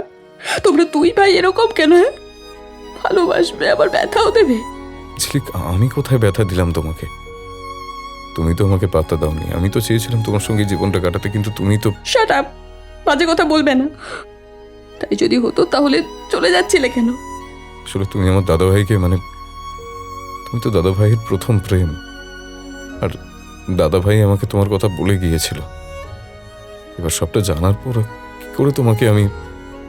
তাই পালিয়ে যাচ্ছিলে, তাই না? কি করতাম বলো? তুমিও তো আমাকে বাধা দাওনি। আর আজ যদি ওই অ্যাক্সিডেন্টটা না হতো, তুমি আসতে আমার কাছে বলো তো? এখন আমি ফ্লাইটে থাকতাম, আর তুমি তোমার বাড়িতে। আজ শুধু এই অ্যাক্সিডেন্টের জন্যই তুমি এখন আমার কাছে দাঁড়িয়ে আছো, আর সেদিক দিয়ে থ্যাঙ্কস টু দি অ্যাক্সিডেন্ট। অনেকের অনেক ক্ষতি হয়েছে জানি, কিন্তু আমার জন্য তো ভালোই হয়েছে। যে আমাকে দেখলে পালিয়ে যেত, সেই অ্যাক্সিডেন্টের খবর পেয়ে কিনা আমার কাছে আজ ছুটে এসেছে। কত বাজে কথা বলবে তুমি? বুঝতে পারছো না আমার সব ভালো লাগছে না শুনতে? বাজে কথাই না হয়, তোমার সঙ্গে কথা বলছি এটাই খুব ভালো লাগছে ভেবে। যাই হোক, আজ রাতে নেক্সট ফ্লাইটে লন্ডন যাচ্ছি। ভালোই হলো তোমার সঙ্গে একবার দেখা হয়ে গেল। তুমি বুঝতে পারছো না আমি কেন তোমার কাছে ছুটে এসেছি? নাকি বুঝেও মজা নিচ্ছ? আফটার অল অনেক কষ্ট দিয়েছি যে তোমায়। আমি সব বুঝতে পারছি ঝিলিক, কিন্তু লন্ডন আমাকে যেতেই হবে। কোথাও যাবে না তুমি আমাকে ছেড়ে। যদি চাও আমাকে সাথে নিয়েই যাবে, তা লন্ডন হোক বা স্বর্গে। কি বলছো তুমি ঝিলিক? তোমাকে নিয়ে আমি কিভাবে... ঝিলিক কুশলের দুগালে দুহাত রেখে বলল, আমি রিতমকে হারিয়েছি, তোমাকে আমি কিছুতেই হারাতে চাই না কুশল। I love you. হয়তো এখনই বলতে পারবো না, গভীরে যেতে সময় লাগবে আমার, কিন্তু এটুকু বুঝে গেছি সারাটা জীবন তোমার সাথেই কাটাতে চাই আমি। আমিও তো তাই চাই ঝিলিক। জাস্ট ভাবতে পারছি না তুমি তুমি এভাবে ধরা দেবে আমার কাছে। আমি তো সব আশা ছেড়েই দিয়েছিলাম, কিন্তু তুমি ঝিলিক চারপাশটা একবার দেখে নিয়ে কুশলকে কাছে টেনে বলল, আমি সাহস পাইনি কুশল। প্রীতমের মাখানো আবির স্মৃতি থেকে মুছে দিয়েছিলাম যে আমি সেখানে আবার কেউ রং দেবে, এটা ছিল আমার কল্পনারও অতীত। কিন্তু আজ থেকে আমার জীবনকে রঙিন করার দায়ভার আমি তোমাকে দিলাম কুশল। জায়গাটা ফাঁকাই ছিল, তাই কুশল ঝিলিককে দু হাতে জড়িয়ে ধরে বলল, আমিও কথা দিলাম তোমার সব কষ্ট আমি ভুলিয়ে দেব ঝিলিক। দাদাভাইয়ের স্মৃতি আমাদের সঙ্গে অবশ্যই থাকবে, কিন্তু তা আমাদের শুধুই আনন্দ দেবে। I love you Jhilik, I love you. আমিও শুধু তোমাকেই ভালোবাসতে চাই কুশল, ফর এভার অ্যান্ড এভার।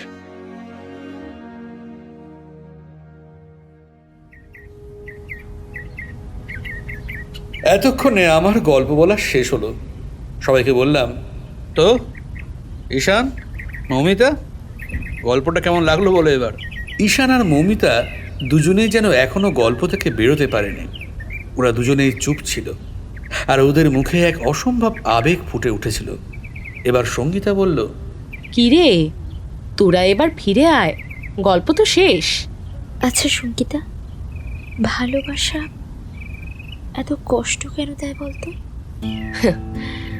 কষ্ট যেমন দেয় তেমনি দুহাত ভরে ভালোবাসাও তো দেয়। তাই তো ঝিলিক রিতমকে হারালেও কুশলকে পেয়েছে, যে ওকে প্রাণীর চেয়েও বেশি ভালোবাসে। আর ঘটনাচক্রে ঝিলিকের প্রথম আর শেষ দুটো ভালোবাসারই সাক্ষী আমি। তাই তো এই রোম্যান্টিক স্টোরিটা সুহদ্রকে শোনাতে পেরেছি।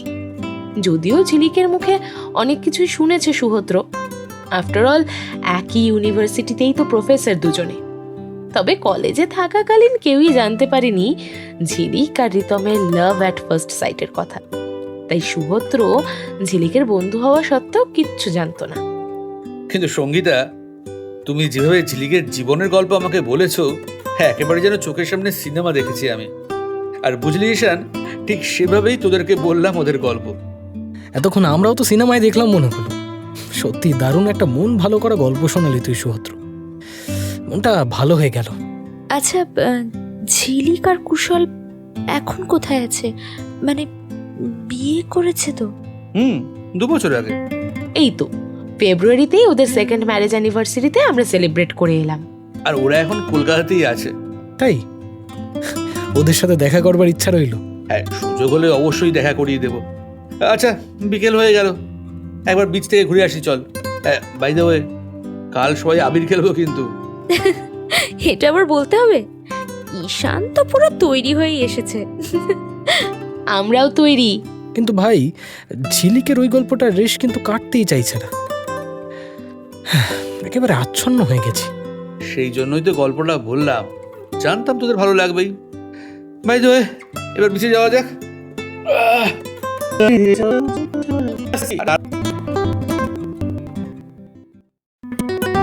আর